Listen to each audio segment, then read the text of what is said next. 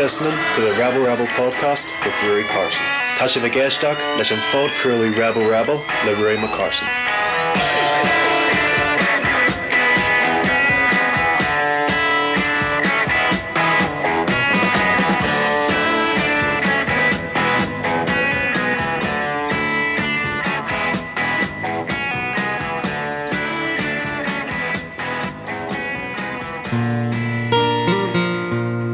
I joined the flying column in 1916 with Cork, with Shalmain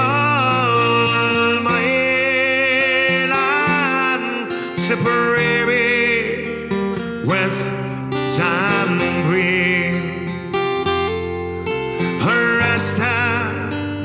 By free staters and sentenced to die, and fairly well to Tipperary, the Galaxy Mountain boy.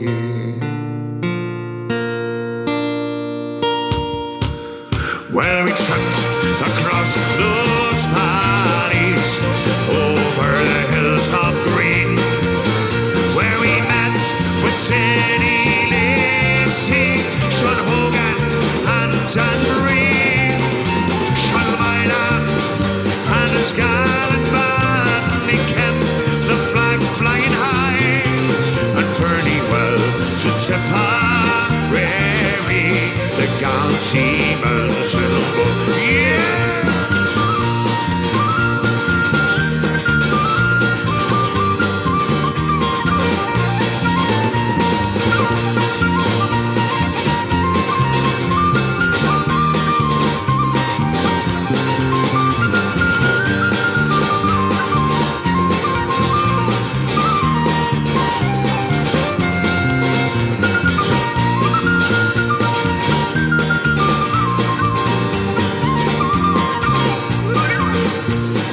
Tripped over closed mountains, we were rebels on the run. No hundred nights and more than we were outlaws, but free men. We trekked over closed mountains, the sun was shining high, and fairly well to Tipperary, the Galaxy Mountain.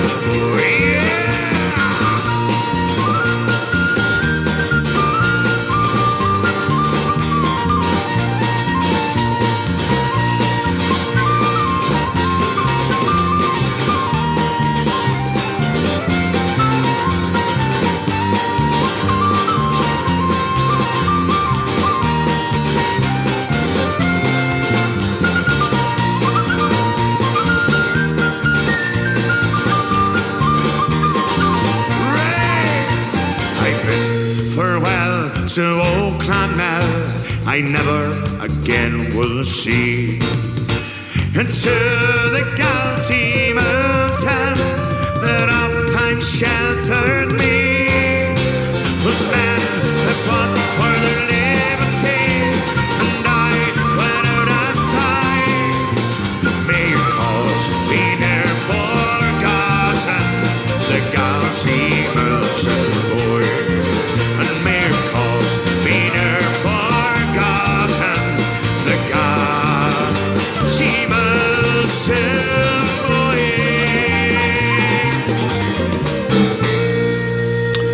The Galaxy Mountain boy. Well, folks, how you doing? What's the crack? Started the show off with a wee track from Shebeen. That was the song they recorded there for the Derry Monument sort of fundraising function there a few weeks ago.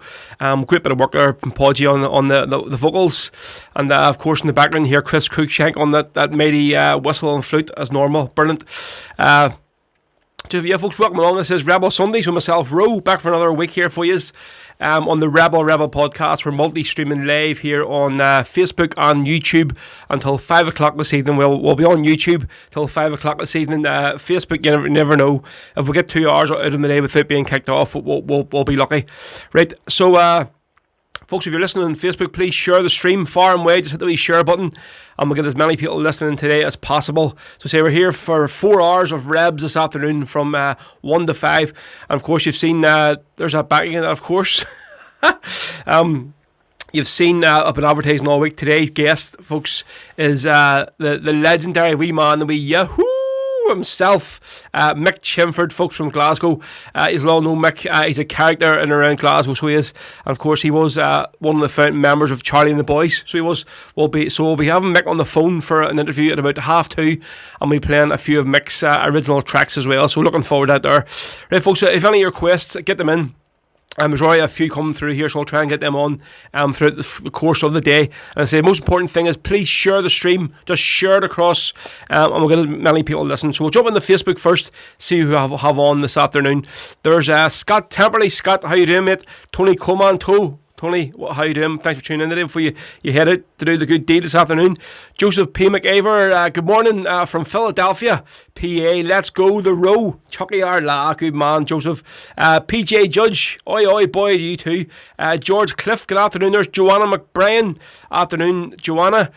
Santa McKintrick, good afternoon. There's James McPhillips, listening from Rosemount, Free Derry, Powerful. Us Irish, definitely. There's Molly on. Molly's Warren Beckett's is the Rebel Night, but Molly, let's go be upstairs in the nightclub, so it is. Yeah, so folks, if any of you still haven't got a ticket yet, why not? We're still about, maybe, I think there's about 40 wristbands left there, folks, and it'll be sold out, but 40 left. So yeah, that's our big fans gathering, the Rebel Night on Saturday, the 4th of December. So it'll be a really good pre-Christmas night out for everyone. They gather up all the supporters of the show, all the fans of the show, who basically probably never met each other, but obviously just see everybody's, and sort of during the course of the Sunday on Facebook or YouTube and commenting and have them at a crack with everybody, it'll be good to sort of put a face to a name, or a face to a username. That'll be quite fun when you're talking to people. But yeah, it's going to be a cracking night, folks. The wristbands are £10. You can buy them online from my Big Cartel web merchandise website. The address for that there is on the my Facebook page. If you need to, I'll post it on the comment section here as well. Also, you can buy some wristbands in the off-license in Beckett's, the actual complex where the things happen. So just head into the off-license and say you're looking at a ticket for the Rebel podcast, Rebel Night. And so on the bill, folks, opening up the show, two young lads from West Belfast, who we had on the show there last year. They're just starting out, but fair play to them. It's a wee group called Arcarta. It's Cian and Cormac. Fair play to the lads. They're really sort of pushing themselves, and I think this year is going to be their proper first Rebel gig on a stage with mics and all and stuff. I mean, so it'll be a wee push for them to get themselves sort of a bit of practice before it. And then we'll have the brilliant Stephen. Great to see him back again there during the week. Put on a cracking live set, so he did, after being out for so long with a sort of bit of a throat infection. Then a man who is out of action at the minute as we speak, Mr. Rebel Sundays, Damien Quinn. Damien hopefully will be back on the road by December, folks. As you know, he had a nasty car accident there a few weeks ago, and his car didn't come out of it, but Damien did sort of alive, not so well, but alive anyway. So we're, as usual, we're thinking of Damien and our thoughts. Hopefully he gets better soon. So yeah, Damien is going to be on, and then the main act of the night, folks, headlining is going to be the lads and of course the girl from Clover from County Limerick. Here come all the way from Limerick, folks, to headline the show. Really appreciate them for that there, and folks, I'll be on as well. I know I'm the reason you're all coming to the show for, so yeah, I'll be on as well. Maybe the last half hour, get a few big Rebel Sunday songs on the deck. So yep, folks, £10 admission. So there you go, Molly. Hope that answers your questions.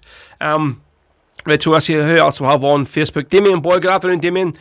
George Cliff is from Rutherglen in Scotland. Fraser McLeod listening in from the mighty Republican Cope Bridge in Scotland. James Corbett, Rebel Sundays and the weather for it back ready for the hot tub. Get happy days, mate. There's Steve-O Eastrich, good afternoon, Ro. Tim Spratt, come on to Croatia. And there's the lads from Clover on. Hello, Clover, listening in County Limerick. Yes, folks, today, of course, anybody but England. That's the old saying, anyone but England. That's ABU, is it ABE? Anyone but England, yep.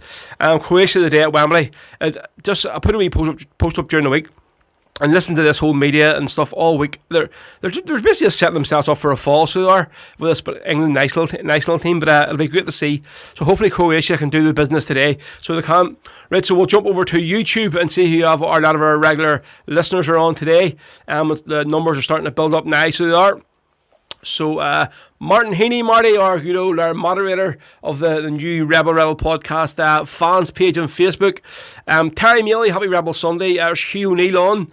Martin Kane, well, Row, what's the crack? Any chance of playing Paddy Kelly, the Parade of Dungannon? Yes, I can play it the other day. I say I haven't played it in a few weeks, so yep, that'll be on. Go actually on next. So we're going to start off our request for that one. John Boy McElhenney, good afternoon, Row. Looking forward to another great show and patter from my fellow listeners. And Jamie Hunter's been deleting his messages like crazy. There's Stuart Holy Goalie Strawthorn. Good afternoon, comrades. Sunny Glasgow stands with Croatia today. Stephen F. Rose. Good afternoon, Ro. Yes, good afternoon yourself, Stephen. There's Josephine Tupperty on. Josephine, I see that man here out this morning painting the fence for a play to him. There's the man, Beaver Snatcher. Beaver, good to see you on. But I hope you're in better form you were last week. Valerie Delaney, hello, Valerie. Carleen McCrory, how doing her? Carleen. Listening from the beer garden in the East End of Glasgow. Happy days. Derek Delaney is on. There's Fred McNeil, afternoon from sunny Scotland. Christina, good afternoon, Christina. Terry Mealy, and see Joseph McGowan. Me and the nephew, backyard, Bogside, birthday boy. Would you please play Irish Soldier Laddie?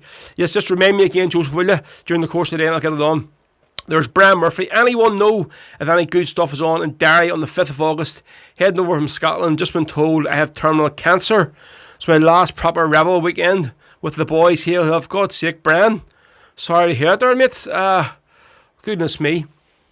That's a bit of a shock there, so isn't it? Really sorry to hear that news. Well, listen, I know that the hunger strike parade was meant to be in Derry this year, but it's been cancelled, so I don't know what is going to be happening. I'm sure if the restrictions are properly lifted, there will be some kind of thing on soon enough. So if you're over that weekend, mate, I'm sure there'll be something on for the hunger strikes. Stephen F. Rose, can you play The Ballad of Maria Farrell by Emer, please? Right, the parade is still on, Carlin, is it? I didn't know that it was put back on. I had to look in there. Right, so here we go. There's Paul Walsh on as well, listening from Cork. Carl McCann, how you doing, Carl? Good to see you on. Right, so we're going to start off this one, folks. Loads of requests for this every week, every single week. And I don't always play it because I don't like doing the same songs over and over and over and over again.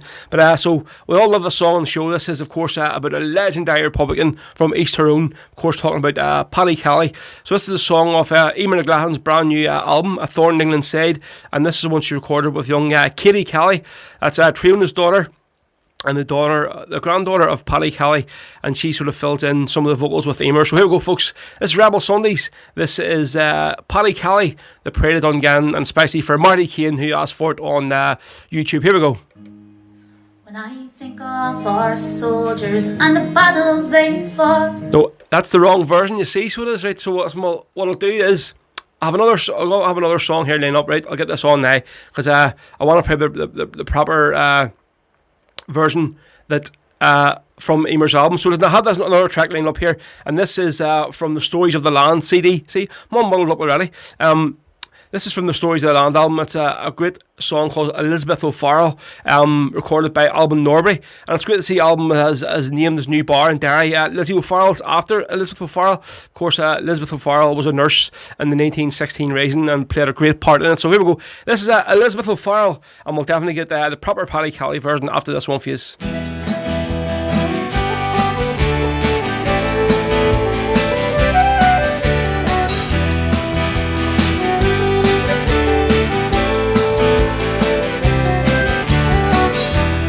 Born in Dublin in 1884. She cared about people and wasn't selfish to the core. In 1916 she served in the GPO till the end. dispatched to her comrades, dodging bullets for her friends. And her nurse is a Parrow, Elizabeth O'Farrell, is without fail Ireland's Florence Nightingale.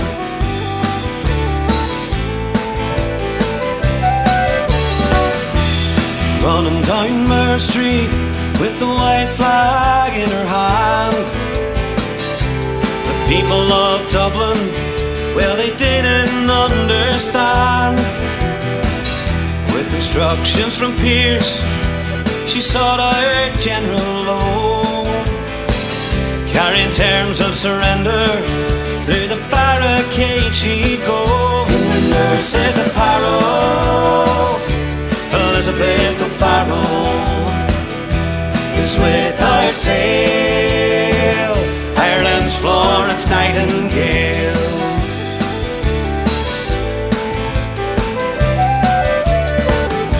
I've seen an old photograph. Sir Pearse took off his sword.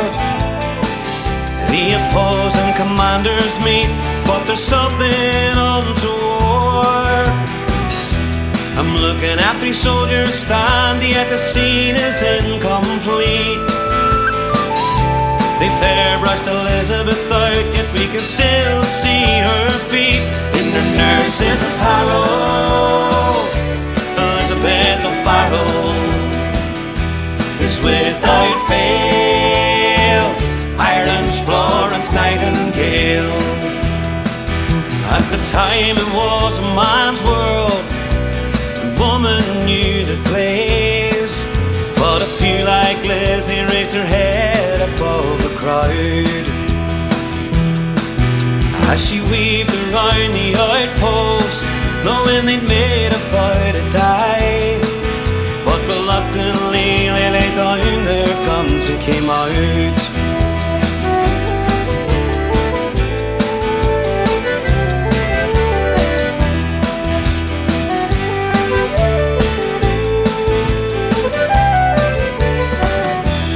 Hall Street Hospital, a monument bears her name for the loving and devoted nurse to the people she became.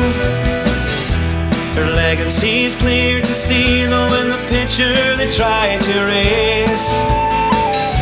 Elizabeth O'Farrell's fame will be memorized always. And her nurse is a Parrow, Elizabeth O'Farrell, is without fail Ireland's Florence Nightingale, is without fail Ireland's Florence Nightingale.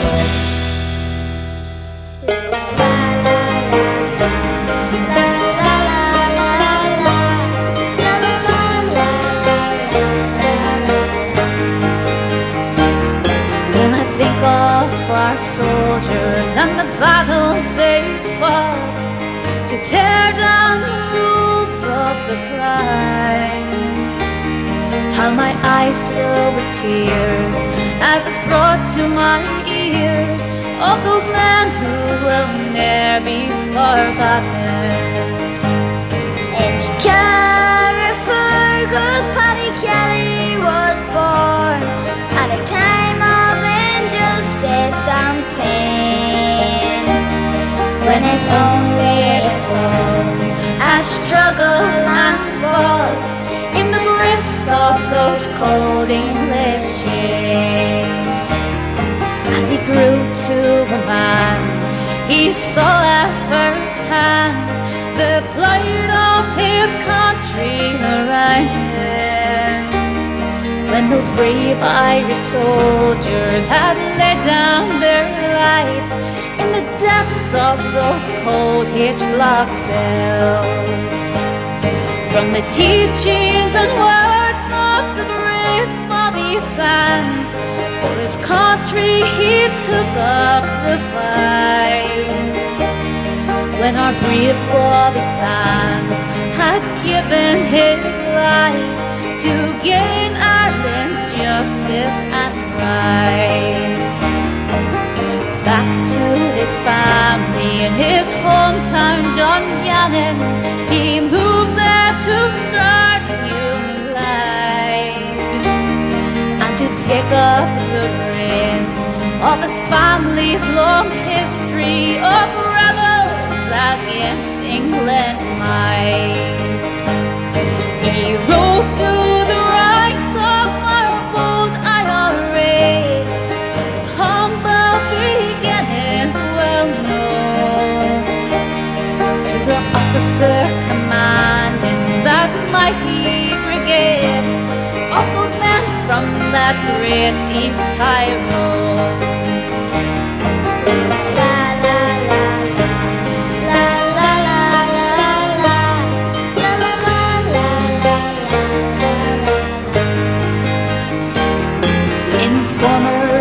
Tried and immeasurably failed to lay down our volunteer load. But with discipline, cool and calm dedication, our hero would strike one more blow. He trained up our bold volunteers to a man, as his ancestors did long before him. The blood in his veins, it ran just the same, with the longing for old Ireland's freedom. Then in Lockall one day, when our bold IRA went bravely to fight for the freedom, an ambush was led, with their lives they have paid. Our men fell in action forever. So they led him to rest in old Eden Dark, with the green dome and shamrock above him. Warren Keat and his children said one last farewell to a man they had loved so dearly. From a family revered by the brave Thomas Clark, in the days of that great East Rising, came a true Irish son, who from war never run, Paddy Kelly, the pride of Dungannon. Paddy Kelly, the pride of Dungannon. La la la, la la la, Paddy Kelly, the pride of Dungannon. Just simply beautiful there, folks. That is Emer McLachlan with Katie Kelly, of course, Paddy Kelly's granddaughter, the daughter of Triona, brilliantly singing there, Paddy Kelly, the Pride of Dungannon, and that's from Emer's album, A Thorn in England's Side. So for everyone that asked for it, especially Marty Kane, who asked for it today on YouTube, jump back on the Facebook. There's Fred McNeil is on Mick McAdam afternoon from Banbury in Oxfordshire. Paul Waltz is listening in the rebel county of Cork. Tony Coleman, yeah, brilliant. R.I.P. Paddy Kelly. Kate Lambert's on up there in Lurgan. Kate, how you doing? Good to see you on this afternoon. Comments flying thick and thin here on YouTube, and I just been notified that the Hugh is now, God help us, is now the moderator and the admin of the Rebel Podcast fans page on Facebook. I'd say he'd be like a Hitler and not too long, so he will. Hugh, Marty, your best out of it, so let him walk away at it. Beaver Snatcher says, Ro, how's the weight loss going? Well, it's going alright, mate. So obviously another pound this week. I know it might seem like another pound, but it's not. There's £20 now off in 8 weeks. So what's that? Another that's another £8 off 2 stone. So if I can keep walking away and getting maybe £1, £2 every week, I'll be happy enough. You know what I mean? It's I'm just happy I'm not losing, or I'm not putting anything on or sort of staying the same. So yeah, quite happy. Another £1 off will do the job. So we'll say baby steps And we'll just keep going. But I'm happy enough with folks, yep. So is that Kiefer Thornton or Keffer Thornton was looking for back home in Derry. Right, we'll get that on for you. Not next, but we'll get it on today, don't worry. There's Hugh McKenna. What's the crack, Hugh? How's you today? Good to see you on, mucker. Terry Cooney, well done, keep it up, yes, thank you very much. Fred the Burr, afternoon, boys and girls, hail. Let's see, there's Robert Craney, that's an new name there, is it? Right, so folks, if you are on Facebook, please share the stream today. I know the thing is, there's lots of stuff happening, the bars are opening, I know, and we're like sort of not getting the numbers what we are, but say I'm quite happy enough to keep doing this here Sunday. As I told you all, I could be working every Sunday. I mean, I'm giving up gigs today, so I'm going to do this here, but I want to sort of sit here and keep going with the show, because there is definitely still an interest in it, and looking at the comments and sort of all the banter, especially on the YouTube stream, there is like a demand for the show. So, but have you may have seen it posted on Facebook last week and all the other social medias? So folks, next week, so there's going to be Sunday the 20th, and then Sunday the 11th, is it? The weekend of the 11th of July, and there's going to be no show on. Obviously, next weekend, folks, my mate's getting married to us. So I'm doing this after party. And so I'm actually DJing the wedding on Saturday as well, but he booked me for the after party like literally way last year, so I have to do this here. So so there's going to be no show on next Sunday, unfortunately, folks. That's just part and parcel of doing the sort of the job that I do. There's some weeks I can't be here to do the show, so next week there's going to be no show, and then it's the weekend of the 11th of July. I'm heading away to Bundoran for the weekend with Laura and the kids and stuff and the in-laws, so there's going to be no show. I know I done it live from Bundoran last year, but I think I made it getting a wee bit of bother for busy bringing everything down that weekend, so I'm going to give it a miss this time. So I think I do deserve a few days away before this bloody baby comes, so as folks will say, next week the subtitles are cracking me up. I can understand. They actually aren't showing up on my screen here, Kate, but everybody tells me like the subtitles are just mad, that they don't mean nothing at all from what I'm saying. Right, so Kiefer Thornton says that legend pal gives a shout out for Joe from the good bog side. It's his birthday, boss, on the hoop ship. Loads of friends in the bog side there, so I have great to see us on. Martin Heaney says no show next week, no problem. We play the tunes on the fan page, right? No problem, mate.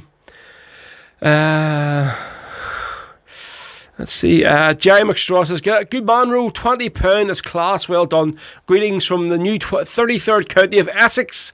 Hello to Breeds in the sitting. Hello to Breeds. So Breeds is sitting here commenting on Facebook, and Jerry's sitting there commenting on YouTube, class. And there's Gary McLennan, great tunes from New Zealand, Macara, happy days, good to see you on from New Zealand.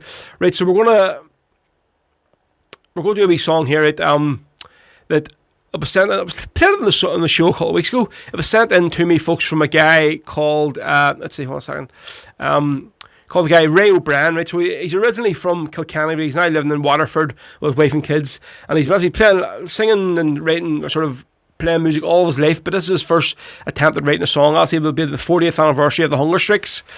He's put this song together, so he has.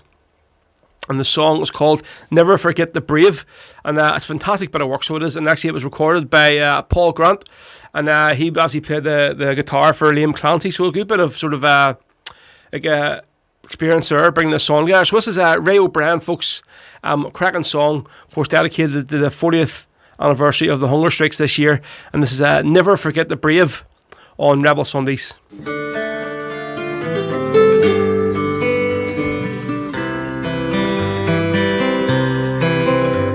In the year 81, northern troubles were rife. 10 brave young men, they went on hunger strike to oppose a British rule laid upon their land. From their H-block cells they fought and died for Ireland. We'll never forget their lives were not in vain for the cause of Irish freedom. they would do it all again. Bobby Sands and his comrades brave and true, they fought for Ireland and the likes of me and you. Never again will their likes be ever seen. The fight for Irish freedom, for the orange, white and green, to win over British rule, Maggie Thatcher's tyranny.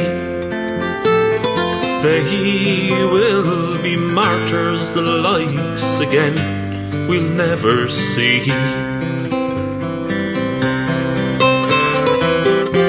We'll never forget their lives were not in vain. For the cause of Irish freedom, they would do it all again. Bobby Sands and his comrades brave and true, they fought for Ireland and the likes of me and you. The day will come, revenge will be made for those 10 brave young men who died in Ireland's name.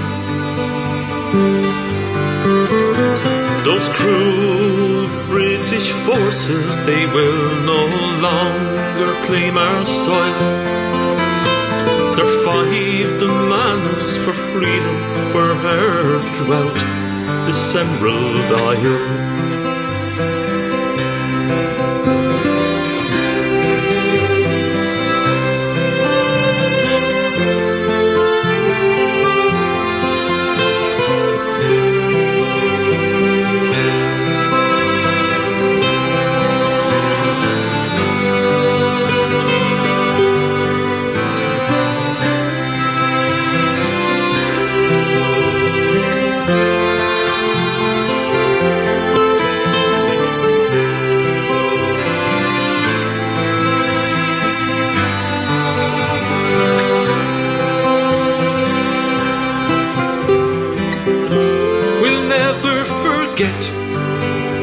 Their lives were not in vain. For the cause of Irish freedom, they would do it all again. Bobby Sands and his comrades brave and true, they fought for Ireland and the likes of me and you. Bobby Sands and his comrades brave and true, they fought for Ireland and the likes of me and you.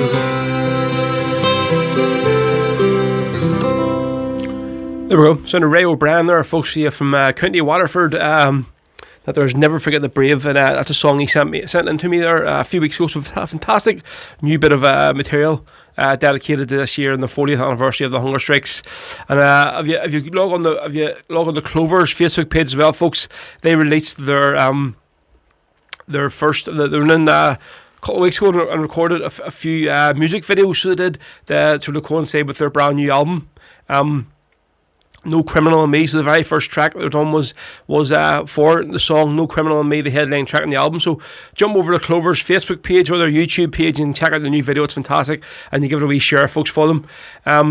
Right, let's see. So just jumping back on Facebook here, Hugh McKenna says, what do you think of the new manager? Well, obviously it's been announced this week that Angelino Postecoglou, is it? I'm just pronouncing Postecoglou. I sort of was looking into this guy before he was announced, and to be honest, folks, there's been a lot of flack and sort of grief from a lot of the Celtic fans about this guy and say, I think they're saying, this is the board penny pinching again. This guy's come from the J League in China. He's only ever managed in Australia, blah, blah, blah, blah, blah. But I don't know. See anything that I've listened to with this guy. I mean, ex-players have played for him. Even his interview that he done with Satellite TV this week. He's busy saying the things that you want to hear, you know what I mean, as a fan. And he's definitely not a yes man. He's by far a yes man, which a lot of the sort of managers we've had in the past could have sort of said the word, you know. But I think the top priority is John Kennedy and this wee man Gavin Strachan need to be out the door. I'm hoping that this guys will be bringing in his own coaching staff. I'm reliably informed, but it's looking like Scott McDonald, who's played for Celtic, of course, another fellow Australian, could be on his way. He's done his coaching badges and stuff, so maybe he could be coming to the club as the number 2. But I'm really pleased with his appointment to him. The thing is, the guy has won stuff, you know. He couldn't say, well, he's won this and that, but it was in the crappy leagues. But he's won stuff. He's won the Asian Cup with Australia, which is sort of like the over there's equivalent to the Euros, which are starting this weekend. So there, so I mean, and he's won sort of stuff every single place he's been. So to me, it's going to be a great man, a great guy to come on board. So I'm really looking forward to see what he can do. But I think, I mean, for us this year, thinking we're going to come straight in and snatch back the league this year is wishful thinking. Like, this guy needs to help be given some time. He's been proven any job he's been. He doesn't come in and make an immediate impact, but I mean, coming to the fire that is Glasgow and the Glasgow derby is you need to hit the ground running. So we'll see what happens. But good luck to Angelo Ange Postecoglou, mate. So welcome along to Celtic. Really looking forward to having you on board, Swam. Let's see. There's Celine on. Happy birthday, the wee man. Celine, I seen you posting there this morning.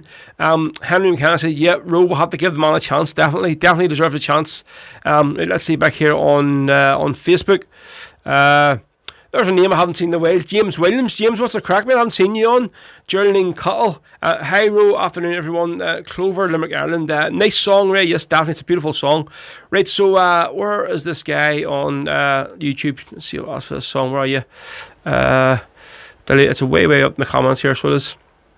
Right, so for Kiefer Thornton from the Bogside in Derry, was looking back home in Derry. So we're going to do 2 big great Derry songs in a row here now, folks. We are. So the first one is Back Home in Derry, and it's from Krista Coyle's album From the Streets of Free Derry. Krista, of course, based over in Glasgow now at the minute, so she is, but never forgets her roots. And if I'm ever going to play a song, I always like to play it from somebody from the area, you know, from Derry. So this will be the first one for Kiefer. And then I think it was, let's just check, Carlan, I think, that asked for the Martin McGuinness song, Where My Heart Will Always Be. That was recorded by Kieran McCaffrey, another Derry native, and of course it's all about the legend that is Martin McGuinness. So that's going to be up next. So here we go, 2 songs in a row, 2 brilliant Derry songs in a row for you folks on Rebel Sundays.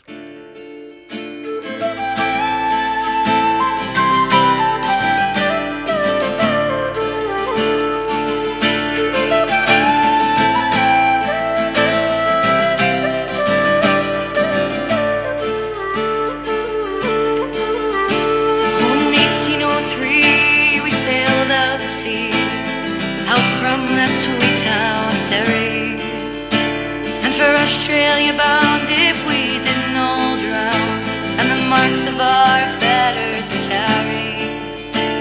In the rusty iron chain we sighed for waves, our good women we left in sorrow. As the mainsails unfurled and the curses we hurled on the English and thought of tomorrow.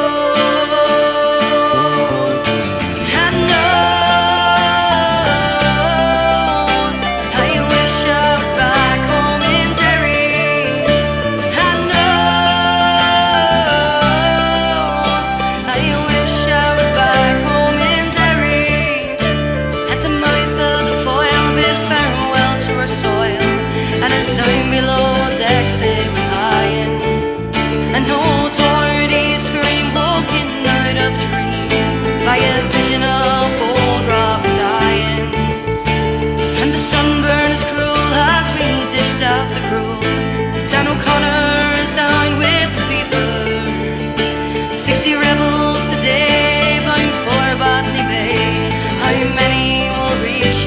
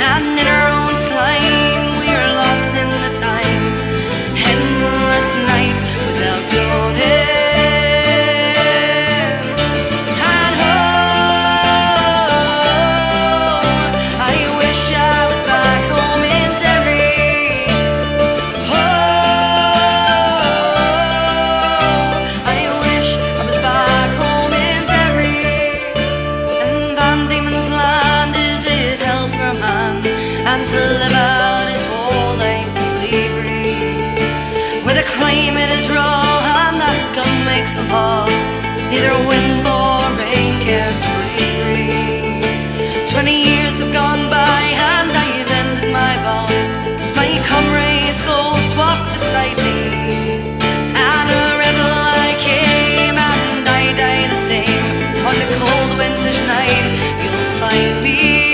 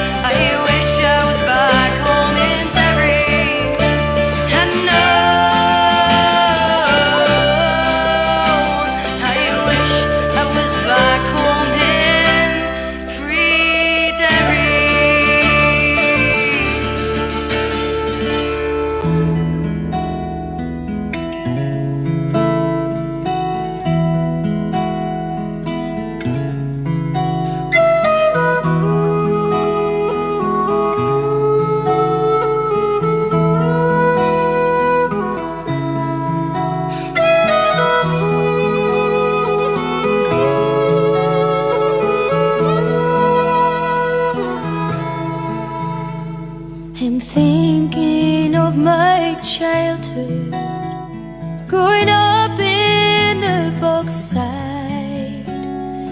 People lived their daily lives, in hard times they did strive. But little did I know then what I would come to be, a soldier of my country, my life to see it free.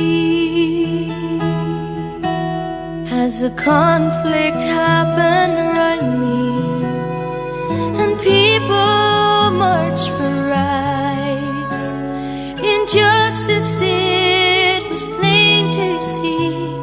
It was the time to fight.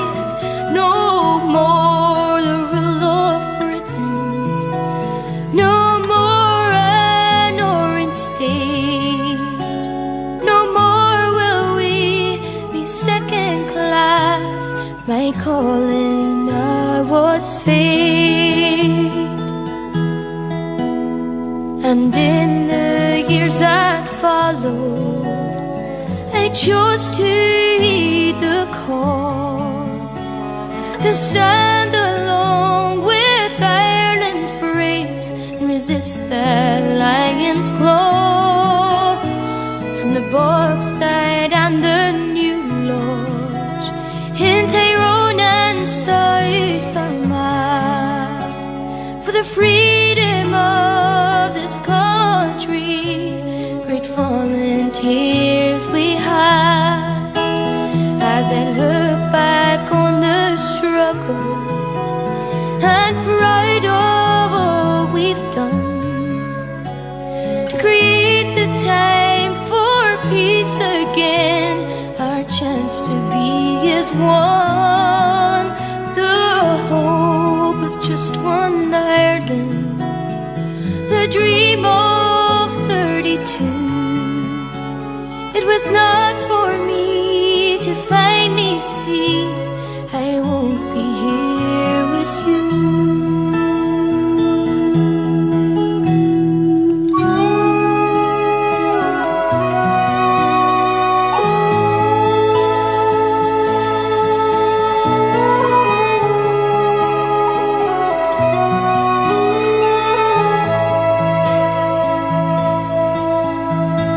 So in my final hour, God standing at my door, my family all around me, and all their hearts so sore. The main man made the call now, it's time for me to go. No more will I see green and high, or fish in rivers flow. Then take me to Cuchulainn and lay me by his side.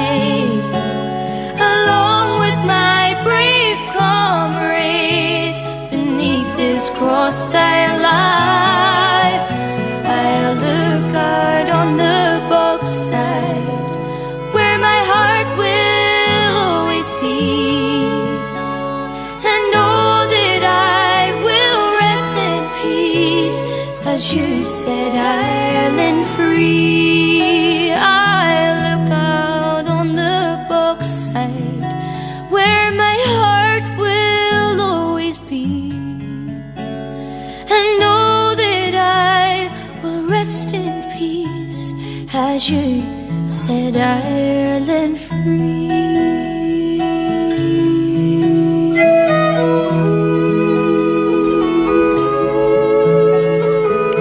There we go, a wee track called Where My Heart Will Always Be, folks, from Ciara McCafferty, another group of fantastic musicians up in Derry, folks, as usual. Anything that Ronan McDonald and the rest of the guys put together is just always going to be a fantastic bit of work. So that was for, let's see, who had asked for it? Valerie, was it asked that there on... Derek Delaney and Valerie as well, and of course Geraldine Cattle asked for it last week, but I didn't get a chance to play it, so there you go. Yeah, great song beautifully by Ciara. So Kiefer Thornton says, thank you lad for the song, shout out to the Bog Side Free Derry, the boys are loving it, up the good guys, up the Derry Brigade, definitely mate. Right, so Martin Heaney, he says he has a special guest in his living room, and she's watching the show on the big screen, looking for the Patriot game. Well, I can't play the song, Marty, unless you tell us who this lady is. You know, like I can't do a request for somebody if I don't know who it is. Like, Elton Cowan says, R.I.P.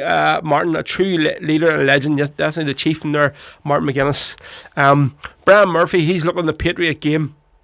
Right, so we're going to play that one next. So this is especially for Brian Murphy asked for it there, and also for Martin Heaney's secret guest in his living room, who he's not going to tell us who it is. So there we go. This is going way, way back. This one, very old version of this song, but I love it.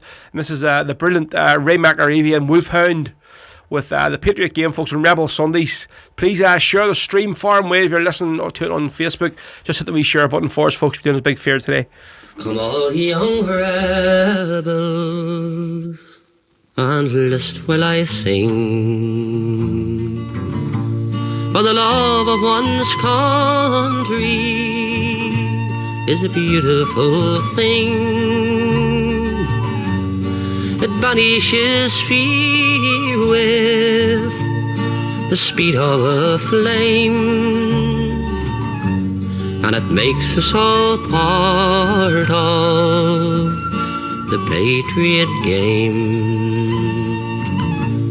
My name is O'Hanlon, my age is 16. My home is in Monaghan, that's where I was weaned. I've learned all my life cruel England's to blame, and that's why I'm part of the Patriot game. It's barely 2 years since I wandered away with a local battalion of the bold IRA. I dread of our heroes and wanted the same, to play my own part in the Patriot game. But now as I lie here, my body all old, I think of the traitors who bargained and sold, and I wish that my rifle had given the same to the Quislings who sold out the Patriot game. Come all ye young rebels, rest while I sing. For the love of one's country is a beautiful thing. It vanishes free with the speed of a flame, and it makes us all part of the Patriot game. Yes, it makes us all part of the Patriot game.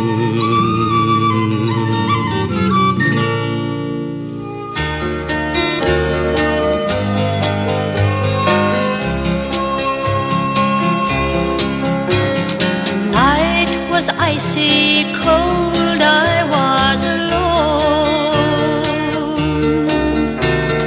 waiting for an army foot patrol. And then at last they came within my sights.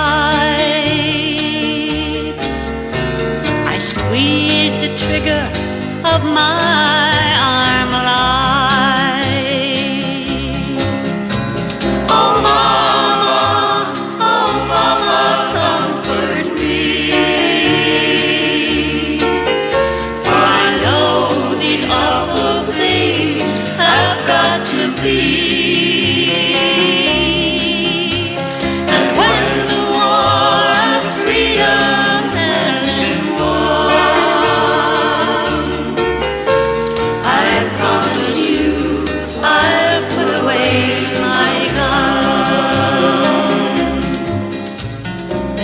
Rang out, I heard a soldier cry,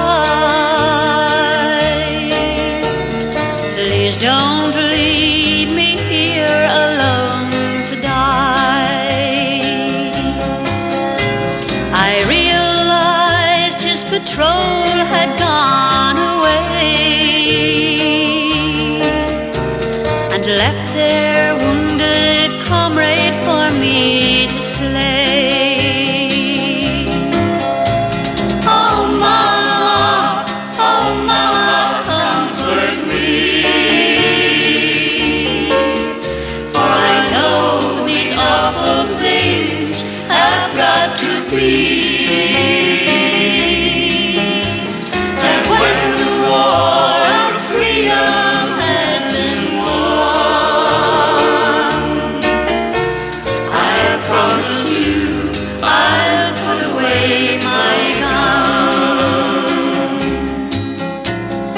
Nothing in this world I would not give.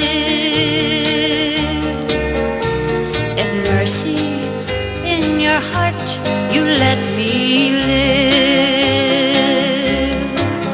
For in his eyes I saw a begging flame as the muzzle of my gun moved towards his brain.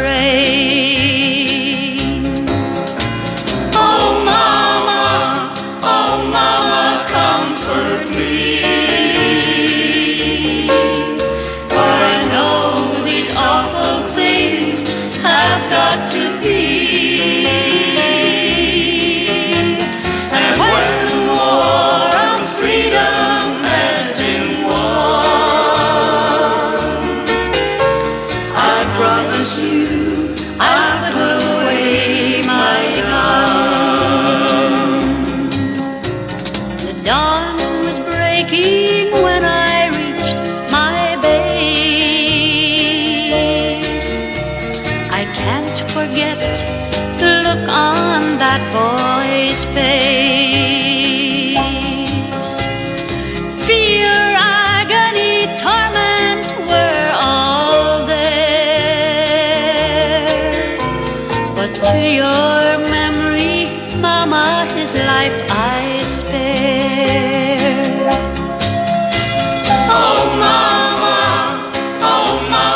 comfort me, for I know these awful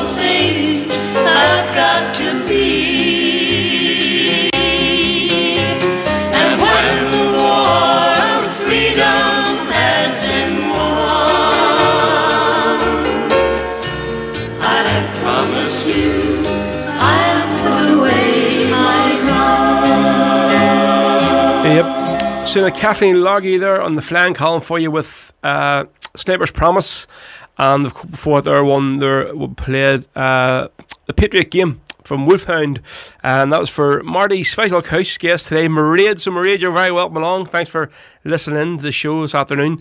On Facebook, Anthony Murphy says, hello Ro and all your listeners from Banto in Scarborough. Great show, thank you very much, mate, much appreciated.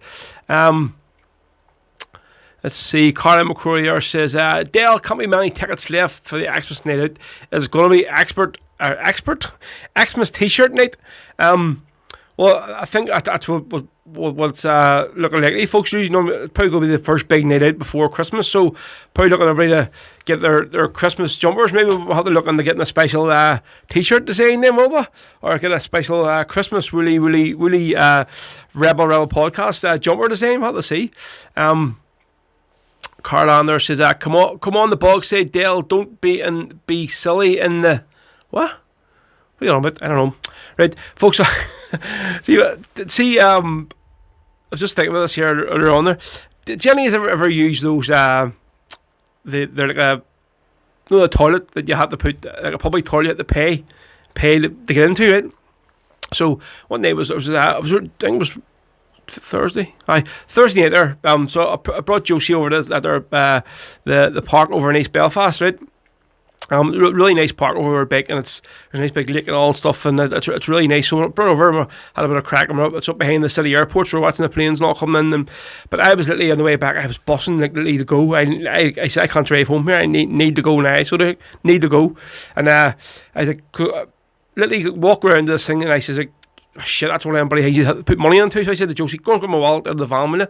So it was like 20p, mate. Okay, so I like 2 20p's and a pound coin just stuck in my pocket.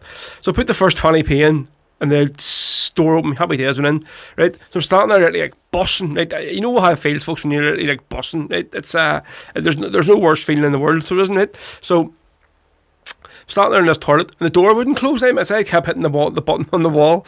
So this, and obviously this button on the wall is like for the door to open again. So I kept trying to open, and I was like, what the hell? I said, well, Jesus Christ, oh, hurry up, will you?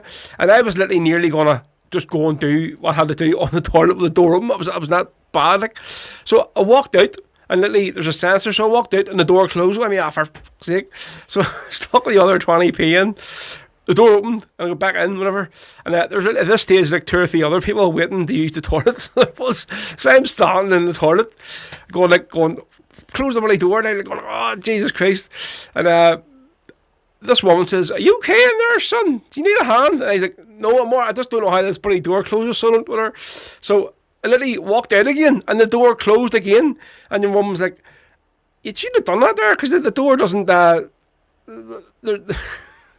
So then I put a pound coin in. It was the last pound I had, right? So it cost me $1.40 to go and use this toilet. All I had to do was you go over this beside the toilet, as soon as you stand beside it, there's a sensor on it, so there was, and the door closed. I was like, for fuck's sake.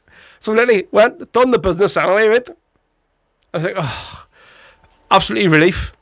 No toilet roll in the place left. And I'm like, Jesus Christ. So there's my bit of shit talking for the day, folks. So it is. Valerie says, could you play Joseph Mary for Carla Terry? Sending lots of love. Then I played it last week or so. So I'll maybe play it in another couple of weeks' time for you, right? Because I don't like playing all these sort of big songs over and over and over again, folks, because they are special songs, and like just people get sick of hearing them, you know. Mary Heaney says, could I play the Legend? Yeah, I could probably play it there one today, so I could. Right, so we'll do this one here next, folks. Don't worry. So in another 35 minutes, we'll have Mick Chinford on the phone, so that's something to look forward to, of course.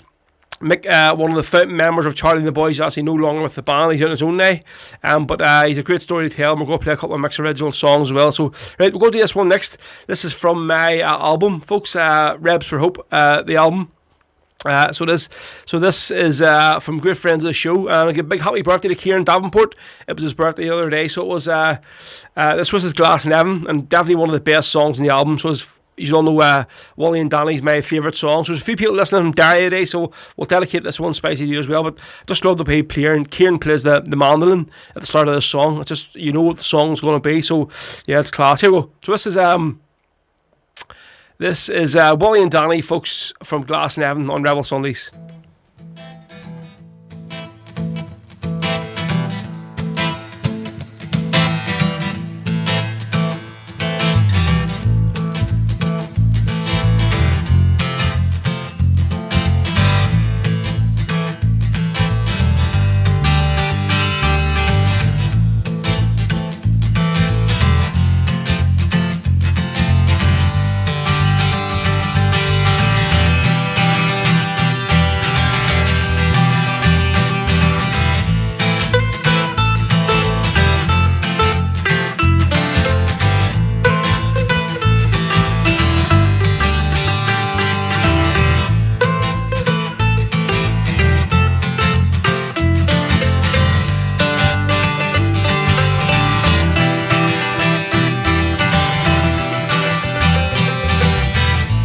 try to sing some songs of glory, sing some songs of peace. But in the end, it's a single story. They're both too hard to read. The people tell me they're sick and they're tired of seeing this place in town. But I say, take the blindfolds off you hypocrites and help us get off the ground. And please say there's a soul. Why within there he had to go. The reasons maybe came. They can down their lives for us to year after year.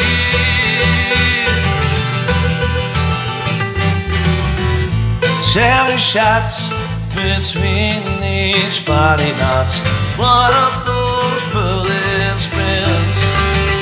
I'm up for every trigger you built that morning. A volunteer willingness for fight the house. You lit him lying there. The priest was turned away. So that's another step below. For those SAS bastards will never forget the day. And please send it so. While within there he had to go.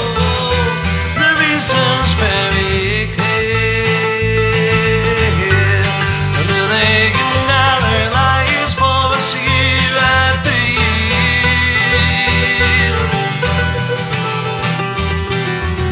The funerals were to prove their worthiness.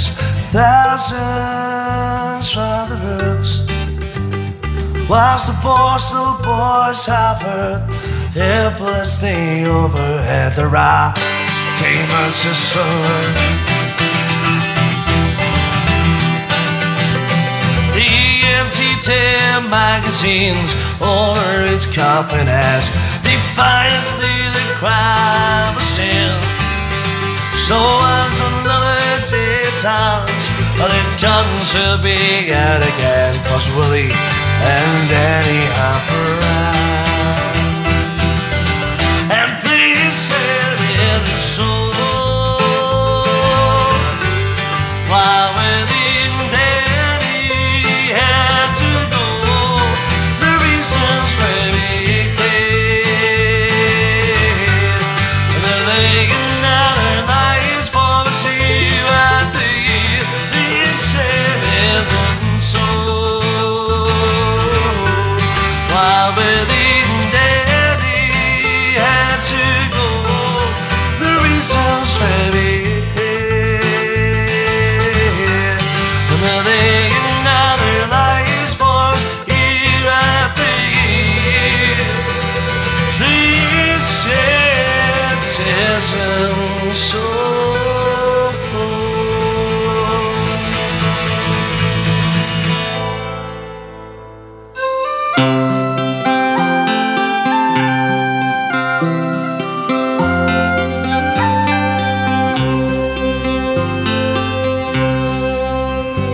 I went to see a legend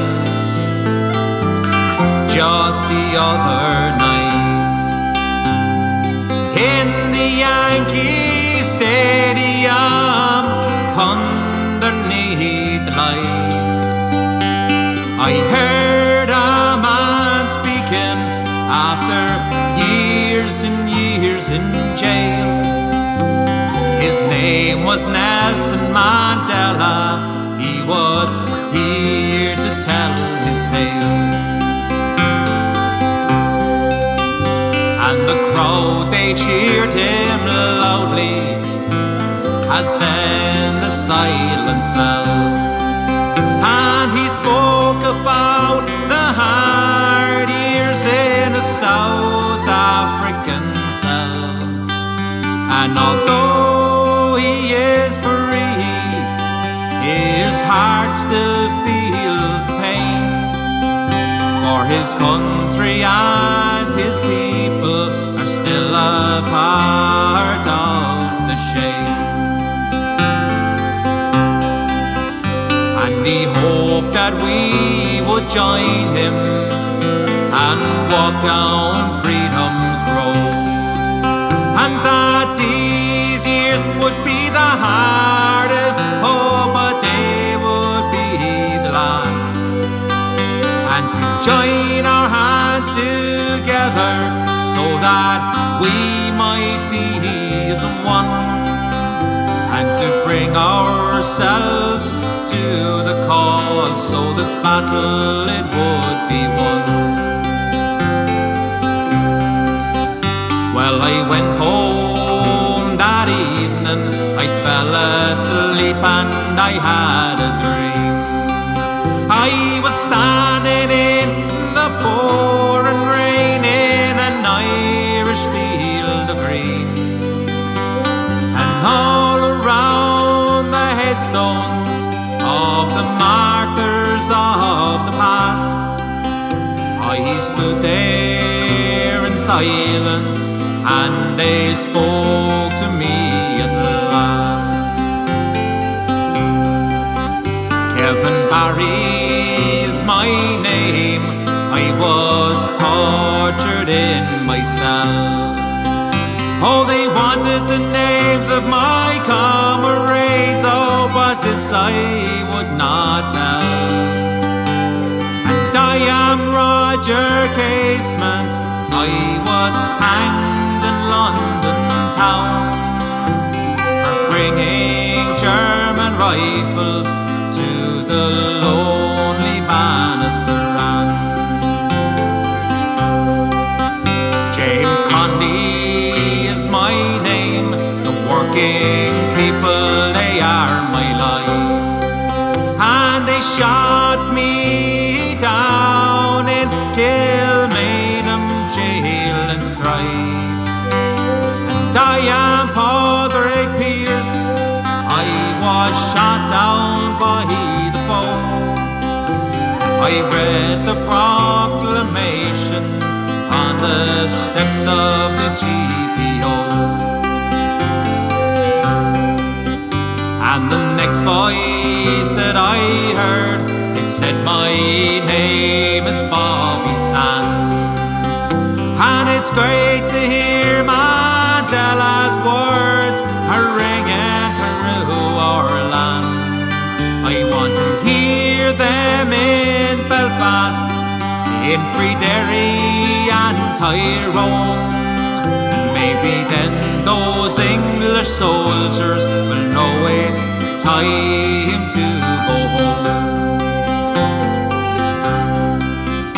Well, I woke up the next morning, I remember them all, and who would believe that they tore down the Berlin Wall? So now I said, Mandela, oh, can this really be, that maybe now we would see Ireland reunited and free? Maybe now we will see Ireland reunited and free.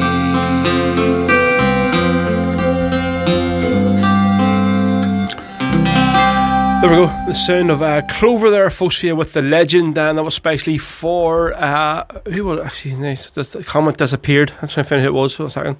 That was for Mary Heaney. He asked for it on Facebook, and before that there we had the ballad of Willie and Danny from the Rebs for Hope, the album, folks. Still some albums available if you want. If you haven't got one yet, just go to my Big Cartel merchandise site, folks. The details are on my Facebook page for the podcast. You can check it out. Or there you can also buy the tickets for the big fans gathering in December, and also other any merchandise, t-shirts, hats, nudies, all that kind of thing, all hoodies, all the rest. So busy. It's all about supporting the podcast, folks. Keeping the show going as we do. Let's see. Hugh Neal says, haha, I just had a revelation of I've got my headphones on and I can't hear the door. No visitors today. So Hugh has blew up his Bluetooth speaker, has he? He must have the tunes on too loud last week. Let's see. So Hugh asked me, he says, can I play Clover? My name is Kevin Lynch. Well, listen, I've just played a song there from Clover's new album already, Hugh. So, pardon me, folks. I'll maybe get that on next week for you, Hugh, if that's okay. Yeah, folks, so if you are watching on Facebook, just share the stream for us today. I keep saying it, but I can see there's about 40 odd shares, so I know there's different sort of watch parties going on, and it may look like there's only 20 odd people watching the show on Facebook, but I know there is a lot more when you look at all the shares are coming up, you know. So yeah, still a constant feed of people here listening today on YouTube, folks. So thanks very much. Just looking through these comments. Let's see on YouTube. I think that's us all caught up. So this Arthur McMillan says, I cranked it up when the English national anthem come on over the FIPA. Exquisite timing, row. Oh, the England-Croatia match has just started now, folks. So listen, keep me updated with the score, will you? Hopefully, the Croats will get in and score a goal for us today against these brutes. Pretty English team, Jesus Christ. Right, so what do I have lined up here next? We will go do a tune here from Marty Higgins from Glenravel, County Antrim, the Bald Eagle, Marty himself, who should be now sunning himself over in Santa Ponsa, getting ready for his gig this evening in the Dubliner bar, but that's not be happening for a while, so we'll do one off Marty's album, The Rule of Honour. Well, there's a uniform. Here we go. Could be lately on this one. His father's room. Uniform so simple in its style. It has no braid of gold nor silk, the hat with feather plume. Yes, me mother has preserved it all the while. Place your name to try it on, though it's your mind for years. In memory of your father, Sean, she said. When she placed the sambron on, she was smiling through her tears. She placed the broad black brimmer on me head. It was just a broad black brimmer, ribbons frayed and torn by the careless risk of many's a mountain breeze. An old trench coat, all battle stained and worn, and breeches always threadbare at the knees. A sand-brown boat with the buckles big and strong, the holster that's been empty many's a day. When men seek iron and speed on, the ones who choose to leave them would wear the broad black brimmer of the IRA. It was a uniform been worn by me father long ago, and he reached me mother's homestead on the run. Was the uniform been worn in that little church below, when Father Mac he blessed the pair as one. And at the truce and treaty and the parting of the ways, but he wore it when he marched down with the rest. And when he bore his body down that little heather braes, they placed a broad black brimmer on his chest. It was just a broad black brimmer, ribbons frayed and torn by the careless risk of many's a mountain breeze.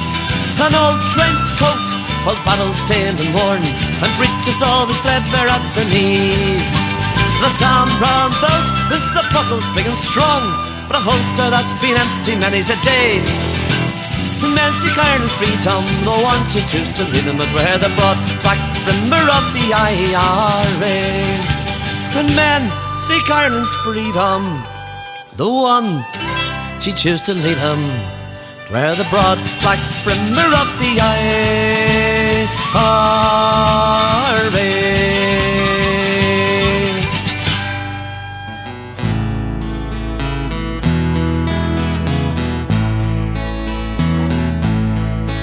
Speak with pride the names of Martin and Hogan, volunteers that were valiant and true,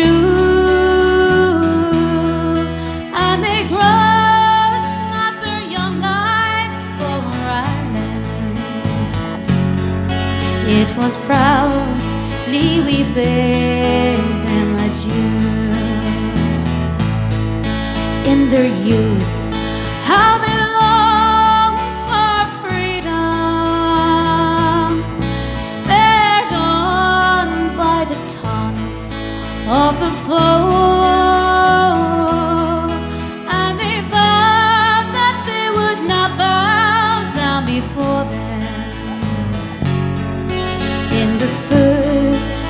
stripes of hues they would go. Weep not for our passing gallant comrades, but fight on for this land where we die,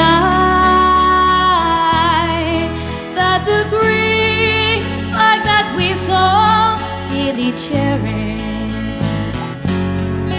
might wave high o'er the hills round Dunloy. It was on a mild February evening,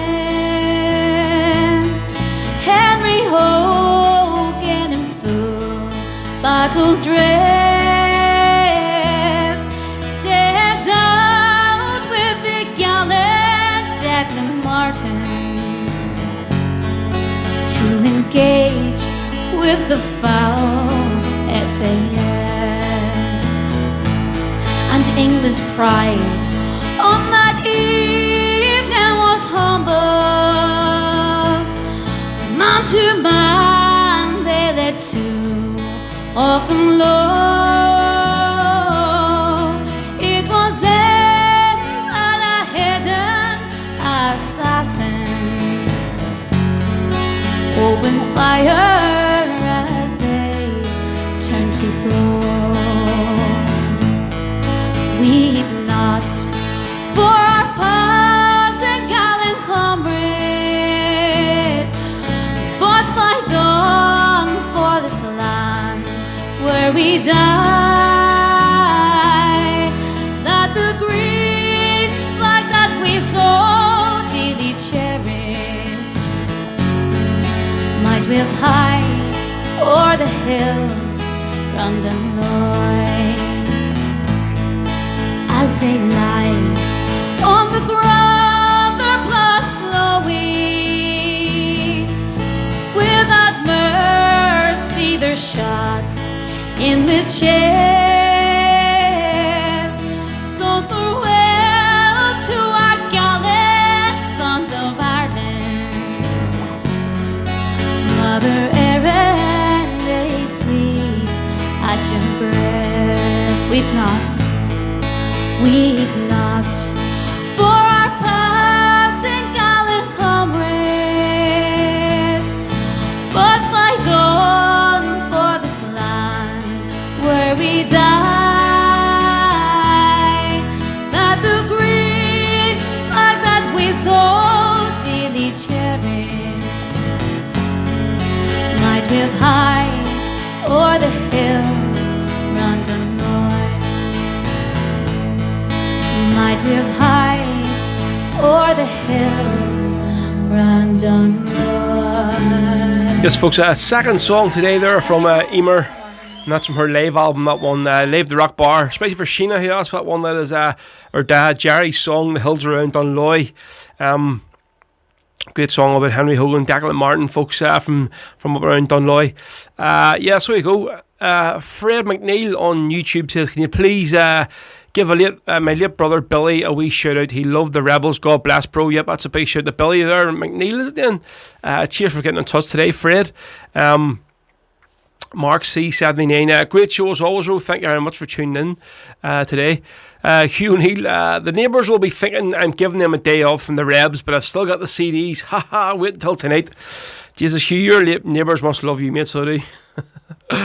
Definitely. Here, fair play to get in with the Rebs on. Clover, just a few wee message here. I think is it for the Emer song, is it? On there we're listening to. Right, so another 15 minutes, folks, and we're going to have today's guest on the phone, Mick Chinford, all the way from Glasgow. It's going to be on. Looking forward to this one. Mick, founding member of Charlie and the Boys, no longer with the band, but he's on his own now, but he wrote many of the legendary songs that the band does. Not a great sort of well-known Celtic songs. Mick sort of penned them, so we'll be playing one of them today once we're finished Mick's interview. So, folks, get any more requests you have, get them in. I'll see if we can get them on for you. We're got another few hours to go yet. So, if there's songs there that I haven't maybe played today or didn't do last week, I can maybe get them on today for you. So just put them in and we'll see what happens. Right, so what we'll have lined up here next. Yeah, we're going to do a song here, this time from Paddy Mangan and Eddie Kane. So I don't know if they're known as Paddy and Eddie or Eddie and Paddy. When we had Paddy Mangan on the phone last year for the interview, he was talking about this latest collaboration he was going to be doing with young Eddie Kane from Kildare as well. So they were in there and recorded a few songs over the last month or so, and he's sent me a couple of them. So we'll go to this one. This is the Battle of Ian Mac and Espy. And cracking, always loved the way Paddy sang his song when he's playing with the Druids, and the way he's doing it now, but see just himself and Paddy. Great version, and there's actually a video for this one as well. They were in the recording studio and recorded the video for it. So this is the Ballad of Ian Mac and Espy, folks, on Rebel Sundays today from Paddy Mangan and Eddie Kane, folks. Again, so any more requests, get them in, and we'll see if we can get them on before we'll wrap up the show this afternoon.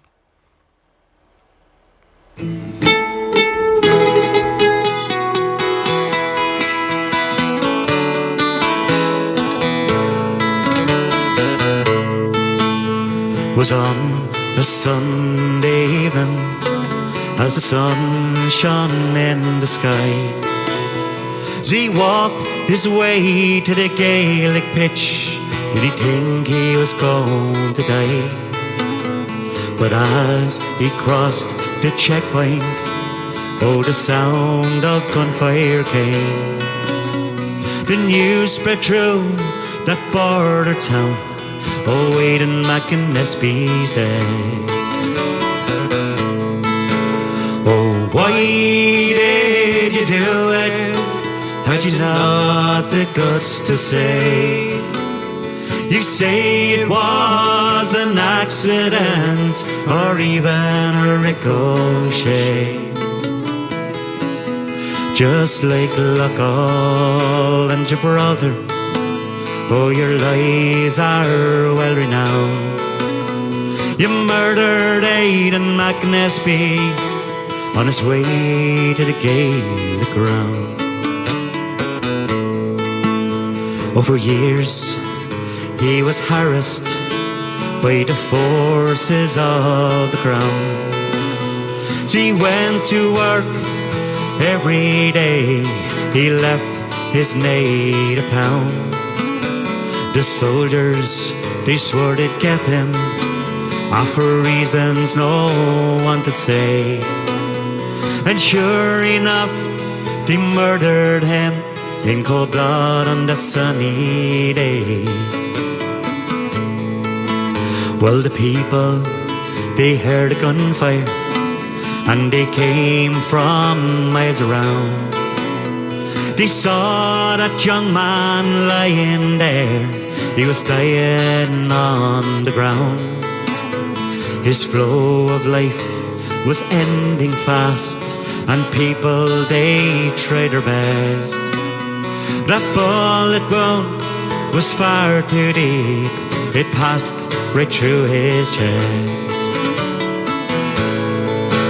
Oh, why did you do it? Had you not the guts to say?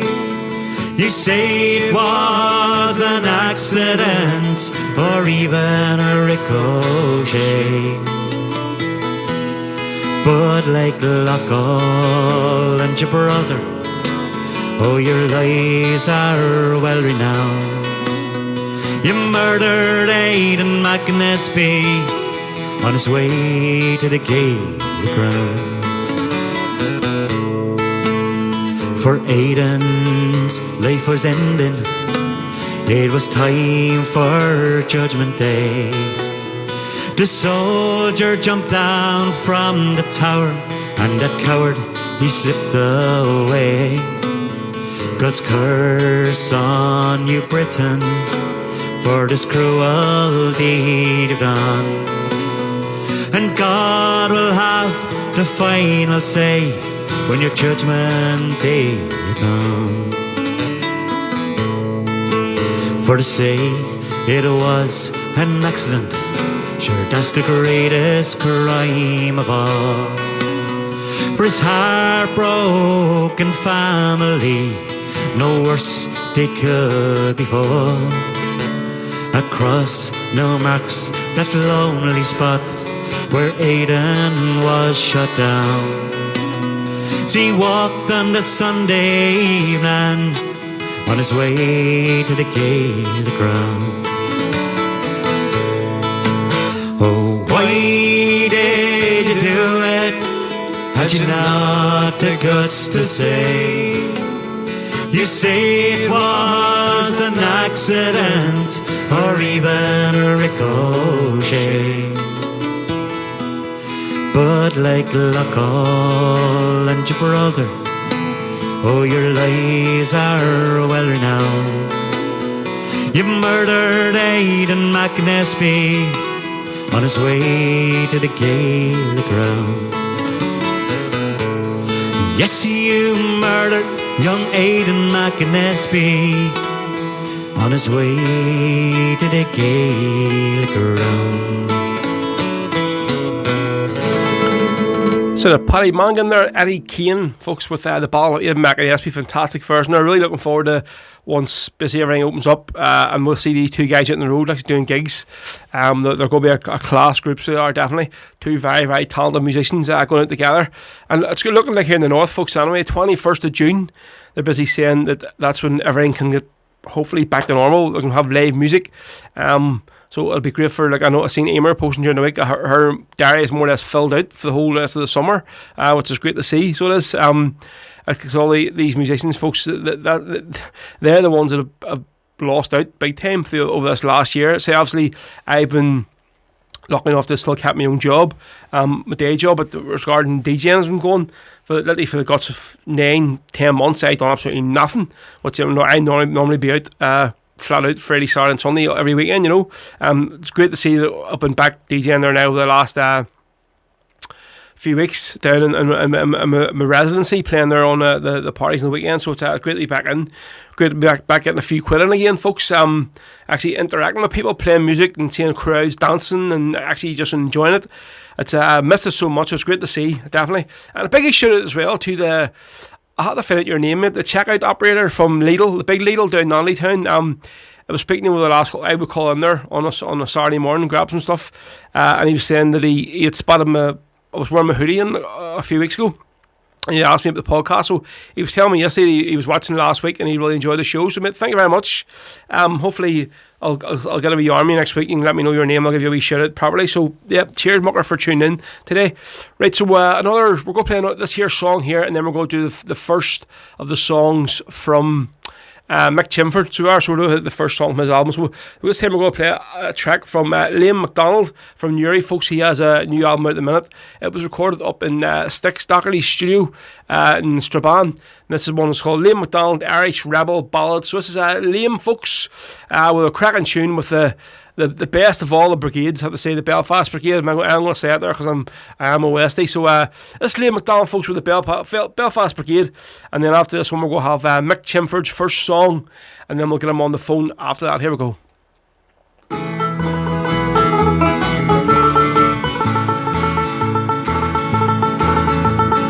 Alvin sent the specials out to shoot the people down. He thought the IRA was dead in dear old Belfast town, but he got a rude awakening when with rifles and grenades he met the 3rd Battalion of the Belfast Brigade. Glory, glory to old Ireland, glory, glory to this Ireland. Glory to the memory of the men who fought and died. No surrender is the war cry of the Belfast Brigade. These soldiers come from Hollywood equipped with English guns, men by the thousand, ammunition by the ton. But when they got to Belfast they were seriously dismayed by the fighting 3rd Battalion of the Belfast Brigade. Glory, glory to old Ireland, glory, glory to this Ireland. Glory to the memory of the men who fought and died. No surrender is the war cry of the Belfast Brigade. We have no ammunition or armoured cars to show. We're ready to defend ourselves no matter where we go. We're out for a republic, the hell with your free state. No surrender is the war cry of the Belfast Brigade. Glory, glory to old Ireland, glory, glory to this Ireland. Glory to the memory of the men who fought and died. No surrender is the war cry of the Belfast Brigade. Come all ye gallant Irishmen and join the IRA. We'd strike a blow for freedom when there comes a certain day. You know our country's history and the sacrifice it made. Come join the 3rd Battalion of the Belfast Brigade. Glory, glory to old Ireland. Glory, glory to this Ireland. Glory to the memory of the men who fought and died. No surrender is the war cry of the Belfast Brigade. Glory, glory to old Ireland. Glory, glory to this Ireland. Glory to the memory of the men who fought and died. No surrender is the war cry of the Belfast Brigade. No surrender is the war cry of the Belfast Brigade. Son of Liam MacDonald there, folks, from his new album Irish Rebel Ballads. So this, so it'd be great to see Liam out in the road as well soon once all these bars open, hopefully on 21st of June, folks, over in the north, and we should be back full throttle, a bit of luck. Right, so we'll do this one here, and this is from Mick Chinford's album 12 Dead Good Songs, folks. Check it out on Spotify or YouTube, whatever. It's a cracking album, so it is. So I actually played this song last week as well, but this is Mick's take on the legendary Sean South. So it is, but it's a different song, but it's nice. So it is. So this is Sean South, folks, from Mick Chinford, and then once this song's finished, we'll get Mick on the phone and we'll do his interview with you today, folks. Here we go.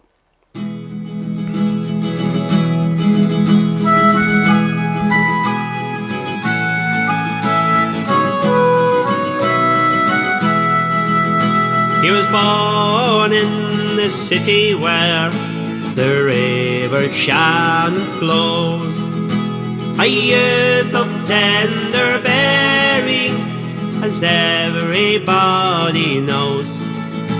He loved our native language because it was our own, and Irishmen should not forget Sean South from Garryowen. As New Year's Eve was drawing near, he faced our ancient foe. Not many had greeted him that day, for few had seen him go. But when his riddled body came to rest among his own, there were thousands there to welcome back Sean South from Garryowen. The wee ones in Fermanagh homes are asking where you've gone. Where is the red-head soldier boy who spoke our Gaelic tongue? He drew for us by the fireside, and he spoke of pierced and toned. Oh, mother, will we meet again, Sean South from Garryowen?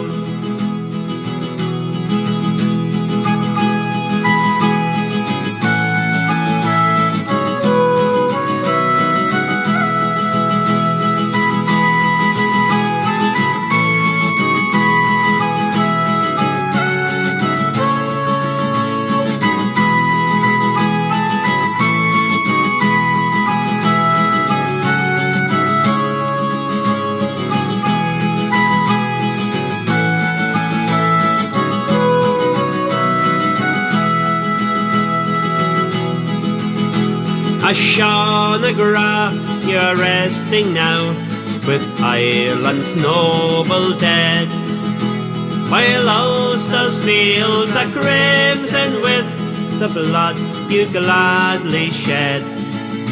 May God, who reigns in heaven high, take you to his kingly throne, and may Irishmen remember well Sean South from Garryowen. May Irishmen remember well Sean South from Garryowen.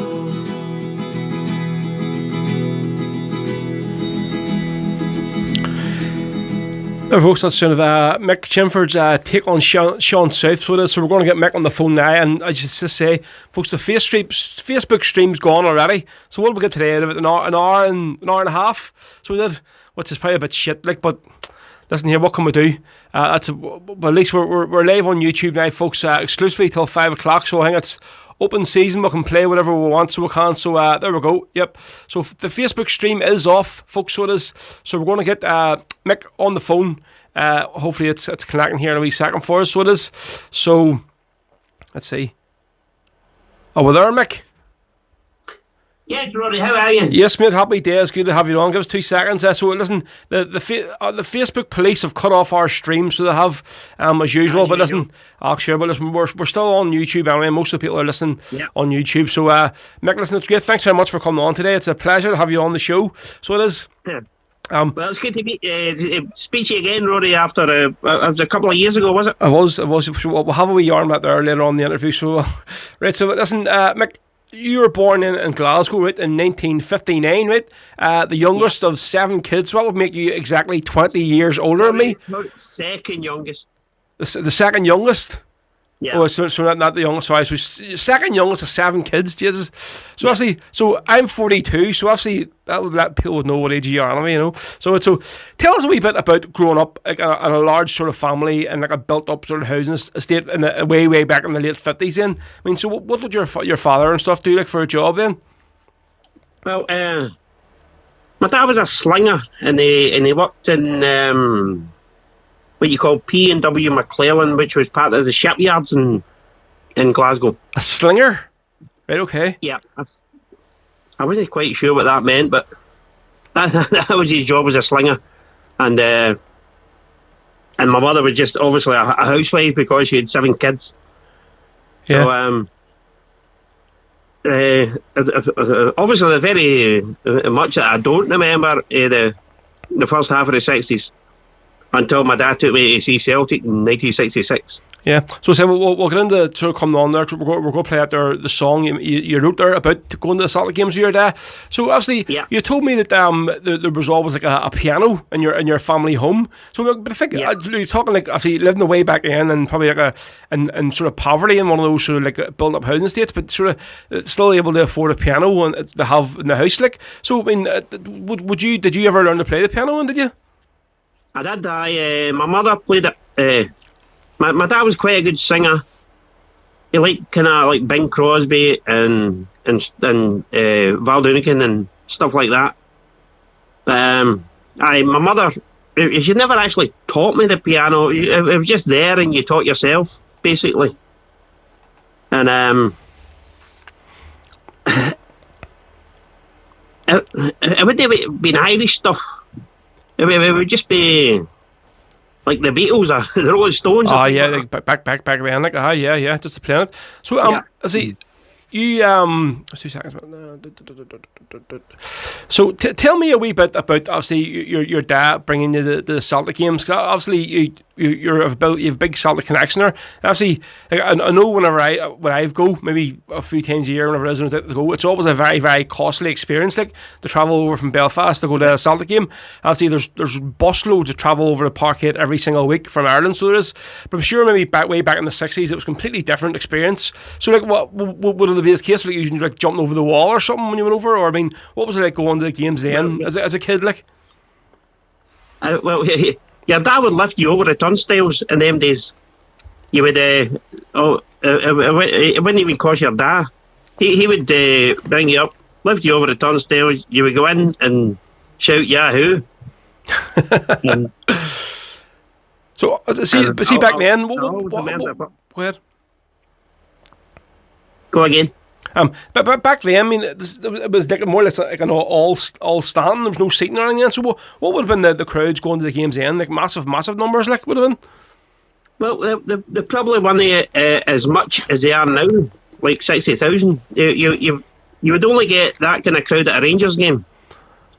But back it would be an average game would be maybe 30,000.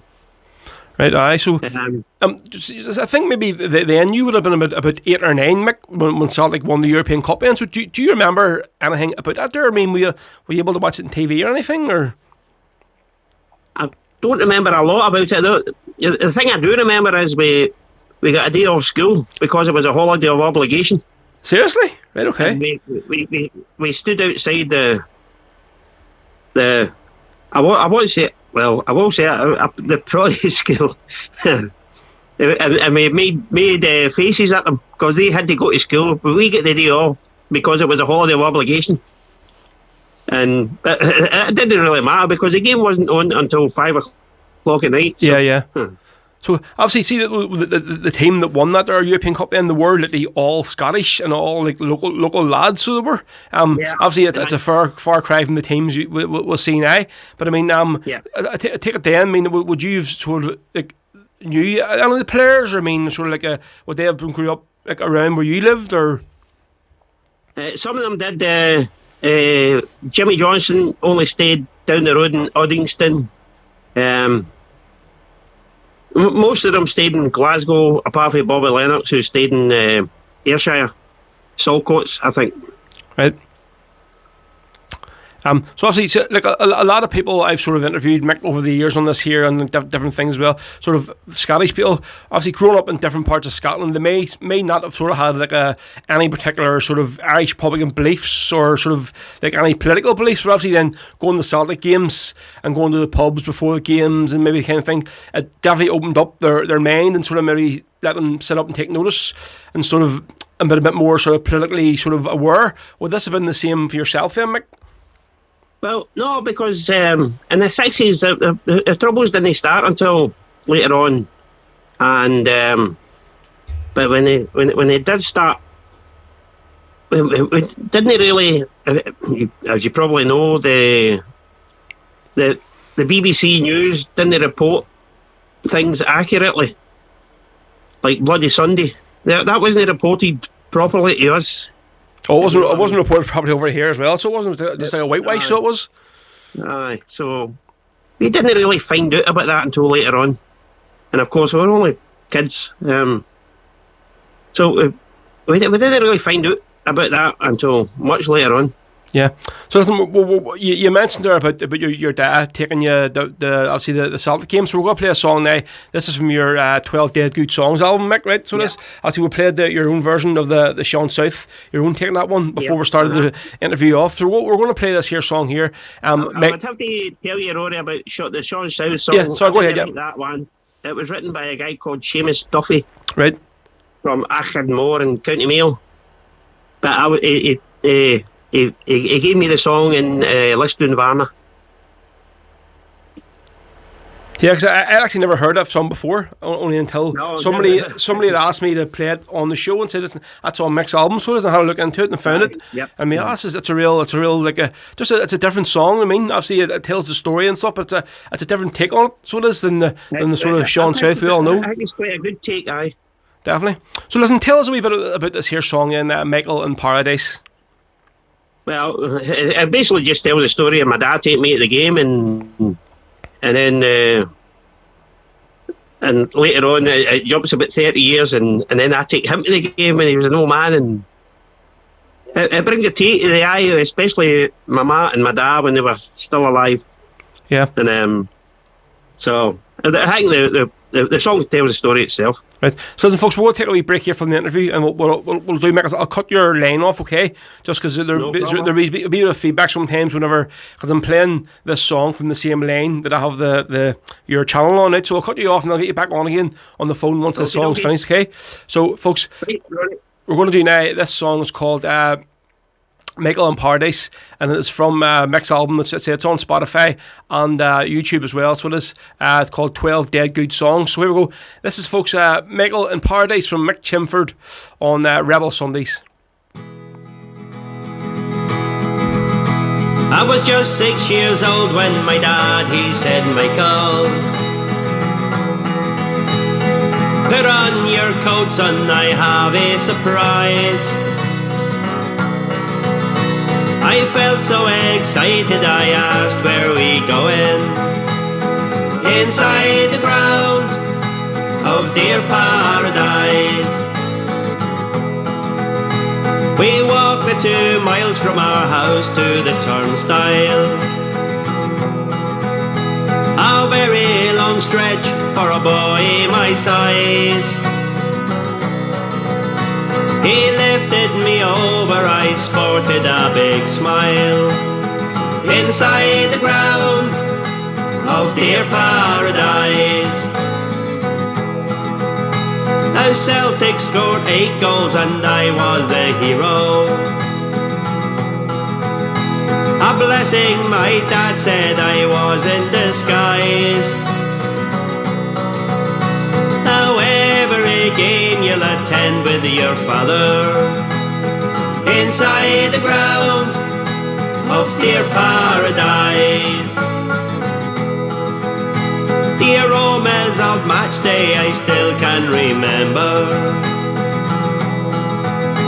The taste of the Bovril, the smell of the pies. And it keeps out the cold on a wet day in November. Inside the ground of dear paradise.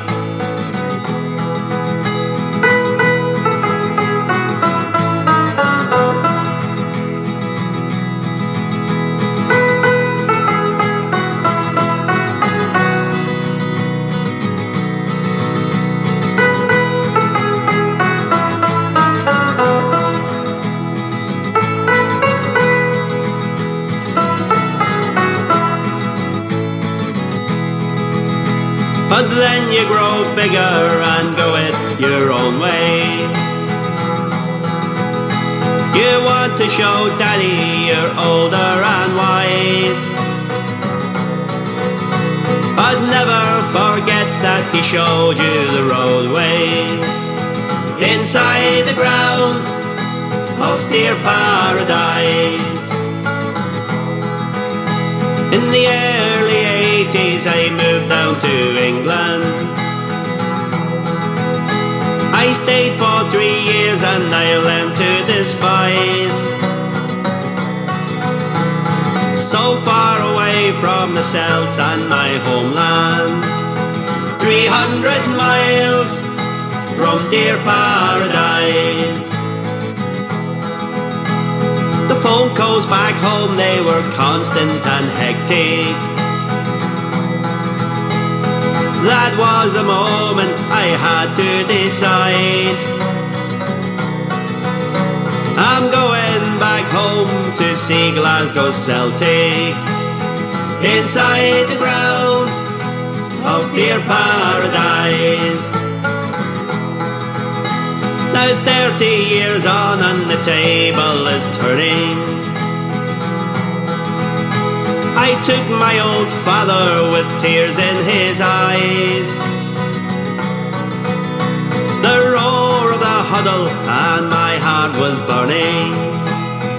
Inside the ground of dear paradise.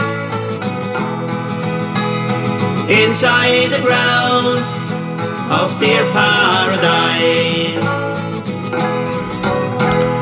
So what there was there, folks, Mick Chinford with Michael in Paradise. So it was, it says, song he wrote all about him going to the games with his dad, and then obviously later on bringing his dad to the games when he was an older man to us. So hopefully we'll have Mick back on the line.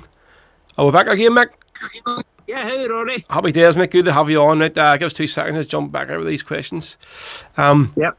Right, so obviously, folks, we went back to the show. I'm joined by Mick Chinford, Glasgow singer and songwriter, and that was just his songer from his album 12 Dead Good Songs, Michael in Paradise. So, Mick, tell me this here. Obviously, around when did you sort of first pick up a guitar then? And who would have sort of influenced you at that time? Well, I actually didn't pick up a guitar until I was nearly 20. Right, okay. But before that, I played the piano. I learned myself the mouth organ. Yeah, because I know you do play the mouth organ during your sets, but you're playing the guitar as well. The first thing I learned in the mouth organ was the Soldier song, I Ran Away, and I didn't realise it was a hard song to play, so that was the first song that I taught myself on the mouth organ. So everything after that was quite easy. I always remember my granda Kevin used to play the mouth organ, and he would play that old like he wasn't sort of Republican sort of in any way, but he would have played that old Paddy Riley songs and all. So he would have like if he was like family parties, he would have pulled you out mouth organ out, so he would and belted a few songs out. So he would have. Right. Yeah, so obviously, so you're saying about 20 and you first picked up the guitar then. So I mean, what would have been sort of like Irish stuff that you had been playing back then, or? Not really. I started with kind of like Bob Dylan songs, Right. and I tried writing a couple of Bob Dylan type songs, but that was in my early 20s, and but when I stayed in England for 3 years, and when I came back, it was all Wolf Tones and rebel stuff after that. Yeah, so I actually had on Easter Sunday had Derek Warfield on the interview. So he was saying obviously whenever you had mentioned that like when the Wolf Tones came to Glasgow at 82 or 83, it sort of changed everything for a lot of people musically. Obviously, you're all given access to a lot of these songs now you wouldn't have had before, you know. And he had more or less said the same thing.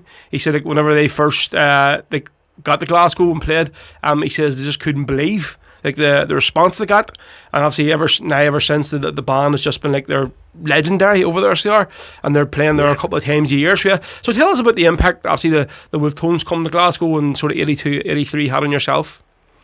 Well, what you said about Derek, his brother Brian said the very same thing. He says when they played, it was the Glasgow Apollo. Yep. And round about 82 or 83, and that's the one the fans all smashed up with it. Yeah. Aye. Actually, Brian was talking about that on his podcast, and he said that they had to pay for the damage, and just after they paid for the damage, they closed the place down. I know. And but when the Wolf Tones came, we found it difficult to get Irish music. We couldn't get rebel songs. We had to rely on people going to Ireland and coming back with CDs and not CDs at the time, tapes and records, and everybody copied them, and it was very hard for people to actually learn some of the ballads. So I think I was one of the lucky ones. I had a couple of friends who did go to Ireland to come back with these tapes and CDs, and yeah, so I think a lot of people always talked about obviously like the because the Irish Brigade brought out these tapes, and it was always like Volume 1, Volume 2, Volume 3, and it was a whole big thing. Have you got Volume 1? Have you got Volume 3? And it was a big thing to basically collect all these albums. So it was like over there.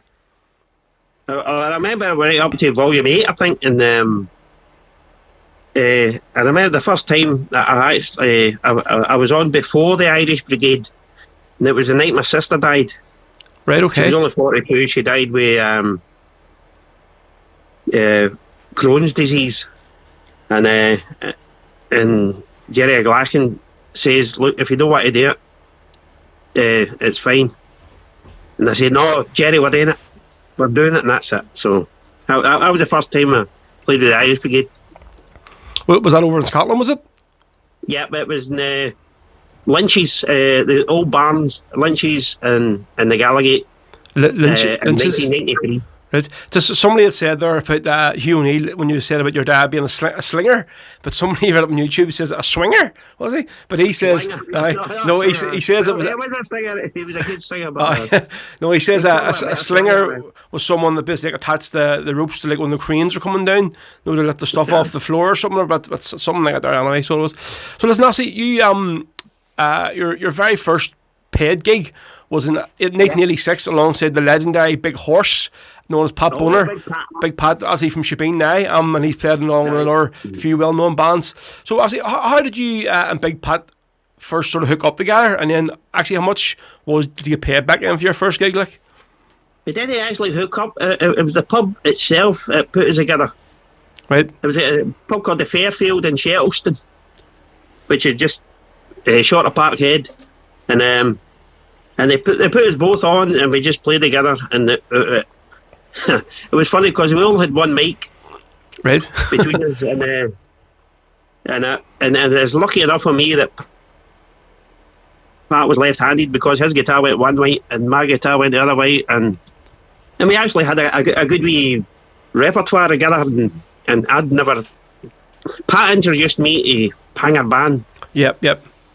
So, he introduced me to that because he was friends with Panger Band, and they brought them over, and they played in Parkhead. And that just woke me up, kind of thing.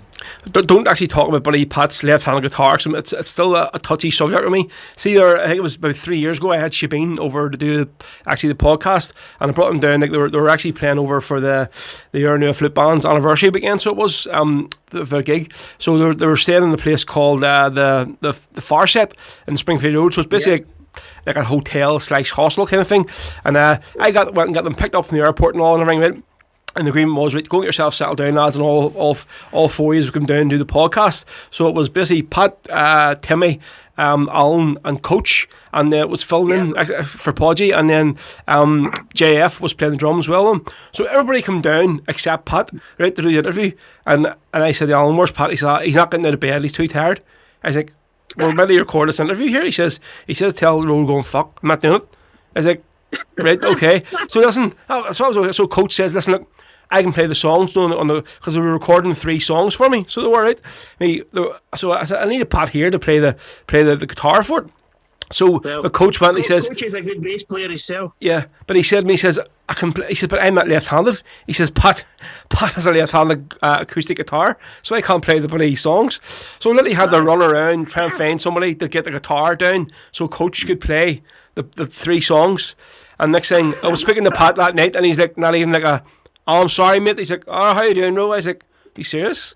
He just led me in the shit today, like, and you're going to go, oh, what's the crack? How you doing, like? That's just big Pat feel, like.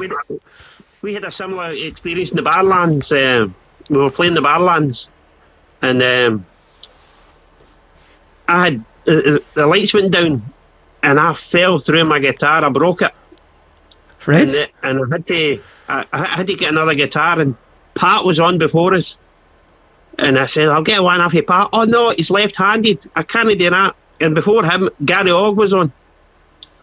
And Gary's renowned for never changing his guitar strings. Yeah, right. I got a Lenny Gary Ogg's guitar, and I bust 2 strings just tuning it up. Oh, Jesus, right. Sure, down well. These strings were all rotten. But well, it turned out all right in the end up that night. Right, so obviously you're probably well known, Mick, for being obviously one of the founding members of Charlie and the Boys, right? So obviously, shortly after playing with Big Pat and stuff, you met a guy called Charlie Boyle, right? Obviously, so and this is formed in Charlie and the Boys. So tell us a wee bit about how the band first started out, and was it just the 2 years like then in the band at the start, or and obviously what was the reason behind the name then? Well. I used to play in a pub across the road, so did Big Pat, called the Traders Tavern. Traders, yep. Then, when you finish a gig, you went over to the Squirrel Bar, and Charlie Boyle was the resident drummer, and he played 7 nights a week, I think, and you would just go in for a pint and put your name up for a song, and so I got out for a song, and the guy who owned the pub at the time was Mick. Oh, forget his second name. He owned the bar anyway, and when he heard me singing, he got me. He asked me to come and do a gig, and I played with Charlie and a bass player called Pat Green, and there was a funny story about Pat because he'd a stutter. And it was near Christmas, and Pat asked me, did I know any Christmas songs, and I played the Prisoner's Christmas. Oh, right. The Jerry Glaggin song, Prisoner's Christmas, okay, right. After we had a pint after hours in the bar, and Pat was says to Charlie Boyle, that cunt Mick, he says, I asked him to play a Christmas song, and they said there was more bombs and bullets in it, bloody thing. So that was Pat Green. Should have played My Old Man to Provo and Norbury Christmas song from Jerry Glaggin. Mick McGonigal, his name is Mick McGonigal. Right. So obviously, you sort of, when you're in the band, you wrote some very well-known Celtic songs during the time with Charlie and the Boys, including like the likes of Boys Against Bigotry, which we're going to play at the end of the interview. Inter Milan, Albert Kidd, Johnny Doyle, Bobby Murdoch. She would have been obviously known as a predominantly Celtic band. Is that the sort of fan base that you were aiming for when the band was set up? Probably was, because the internet had just kicked off at that time, and my brother had a computer, and he was in touch with all the Celtic supporters clubs all over the world, so we were lucky enough to go out, and we toured America and Australia, and stopped at Singapore on the way to Australia and Canada. And I say we were lucky that way, that because the internet had just started. And yeah, it's just sort of right time phase in, like. Aye. So in 2003, Mick, obviously you left Charlie and the Boys. Well, we're not going to, as you said, the reasons into it. Well, we're not going to that today. So your sort of next venture was then with a band from Coatbridge. Been in Coatbridge many times. I love the place, so do. With a band called, is it Ayrshire? Is it the way it pronounces it? Ayrshire, aye. Ayrshire. So obviously that there included the big friendly giant known as Smash, who now plays with Fianna. So obviously you played with the band for about 6 years. So tell us a wee bit about your time at their band then. A wee bit more than that, but actually the bass player when I first joined was your pal, big Chris Cruikshank. Oh, okay, right. He was the bass player when I joined, but he left it obviously to do his own thing. Yeah. And then Big Smash came in, and I fell in love with the big guy as soon as I met him. He's just a big gentle giant, so he is, like. I have a lot of time for Smash, so do, like. He's a great guy. Aye. But he'll kid on that he's not as good as what he actually is, and he'll sit down at piano and musically. Piano. Yeah. Because even I actually thought that myself he only plays like the guitar or whatever, or sorry, the bass. And then when I seen he was playing with him and Tamlin together or whatever, I was like, geez, I didn't even know you could play a guitar yourself. And then when I had him in Bundoran there about 3 years ago, he was up and he's playing alongside with Alan and Paul G and stuff at maybe stage as well. And I was like, fucking hell, Smash, like you're a dark horse here, like. So you are. We were in Bundoran ourselves about 3 years in a row with the band Ayrshire, with Big Smash, and that was good as well. I'd love to go back. So hopefully it's going to be on this year, where we're all our fingers crossed, so do, like. But this bloody thing in the south, we don't know what's going to happen with the bars. Are going to be allowed music or not very soon, like. So obviously that band there, like, was it basically like playing all just rebel stuff? That's all you've done, like, when you just tour around Scotland or whatever, and but around Ireland and whatever. Well, when it was Charlie and the Boys, I would try and get away myself, and because I just love to drive about and stop at places, and I would love doing that. Me and my wife Margaret, we would always stop somewhere, try and make friends, and they would maybe come over to a Celtic game, and quite a lot of them stayed with me, and I would stay with them, especially my big pal for Limerick, Seamus Bridgeman. And they would come, and they actually came for my 40th birthday party, and I would go and stay with them, and they would take us down on holiday to Ballyhaig and County Kerry, and geez, I miss that. Yeah, but big Seamus's wife Madeline, she died last year just before the lockdown, and we were hoping to get to Ballyhaig, but obviously we couldn't get over, with everything that was happening. To get back to Ballyhaig in County Kerry. So did you release anything as a band itself, like with that there band from Coatbridge? Yes, we done a wee tribute for Jinky called Wee Jimmy Johnson, and we done a song called the 25th of May, and it's the same tune as Sean South or Roddy McCauley, and what else was there? There was 3 songs on it anyway. It was an EP. Oh, it was a remake of the Inter Milan song that I did earlier with Charlie and the Boys. So in 2004 was it then that you released your 12 Dead Good Songs album? So it was. So did you do this? 2003. So was this here before or after? I mean, when you joined them as band from Coatbridge, it was just before, was it? Or It was towards the end of Charlie and the Boys, and then coming up to Ayrshire. Right. It was. I was still with Charlie and the Boys when I started the album. Yeah. So there's a few songs. I just wanted to do something different. Yeah. That's what I was going to mention. So there's definitely a few songs on it that I'm not familiar with. I'm glad it's great about doing this here show, because people come on and they ask you for a request and you're going, I've never heard that one. So you go on the YouTube or Spotify's great now, all this stuff's on it and you can look for it. Songs you've never heard before, and then you actually look into the albums, you're going, fuck, this is really good. So obviously there's a load of songs like I'm not so familiar with, Mick. So are a lot of the songs in this album, the 12 Dead Good songs, are they all a lot of your own original songs in? Some of them are. I've got a wee cover on it that explains some of them. I've got the cover somewhere here. Obviously, the Michael Paradise, Johnny Doyle. There's a song called Waiting for a Gyro. I've seen that there, but I haven't listened about it when I was looking through them actually yesterday to see what song to play. It's like, waiting for a gyro? Right, okay. No, it's a nonsense song. It's personal rather than anything else. Aye. It's just like life in a Glasgow tenement during the Maggie Thatcher reign of terror. That's true, it was, the reign of terror. Everybody was unemployed.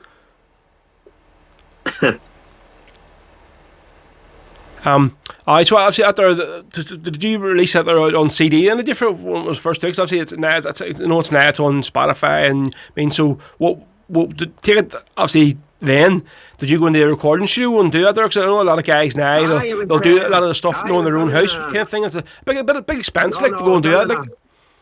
It was done in a professional recording studio in Law Village, and it was paid for by the Coatbridge, the Casna Heron. Oh, but Franny all them's in. Franny and they paid for the recording. Fantastic. We paid for the CDs, and we sort of halved it, and we get half the CDs, and the PDF get the other half. Yeah, brilliant. Yes, I've been in Coatbridge a lot of times with O'Neill Flute Band. Stayed up there in people's houses, and it's went to functions in like the John Hamilton Centre and all whatever. Like, and it's a really good people like in that area. So they are really have a lot of time for them. Like, so they just great to see like that weekend, because they would do the Loughlin Island Massacre. That's the parade they do for their annual parade, and just seeing the whole of busy Coatbridge covered like with tricolours and bunting and all for the whole weekend. It's great to see. So it is like for that one weekend of the year. I was over in the county down a couple of years ago for my mate Sean Fitzpatrick. It was his 40th birthday, and he took us down to the pub in Loughlin Island. He took us down to the pub, and we just had the guitar out and had a good wee couple of sing songs, and that was great. Right, so now we'll move on to a story now. Obviously, when I had Tam on last year, we were talking about this here, and a bit of laugh, but maybe good to hear from the horse's mouth, right? So, about a few years ago, obviously, when I was playing with the O'Neill Flute Band, it was obviously we always had a function on Easter Monday. Easter Monday was always the big night in the New Lodge in North Belfast. So I was DJing at this evening function, and I knew like Fiona was playing on the night. But I sort of heard a few rumours throughout the day that they had no lead singer for the gig. I don't know if Gary hadn't been with him yet, or he was offshore, wherever it was, or Sean was meant to be playing. I'm not sure. But obviously, so I arrived at the hall, and Dal says to me, problem sorted, sir. I was going away to pick up this guy from the airport. So he's flying in from Glasgow. And I was like, oh, sweet, happy days.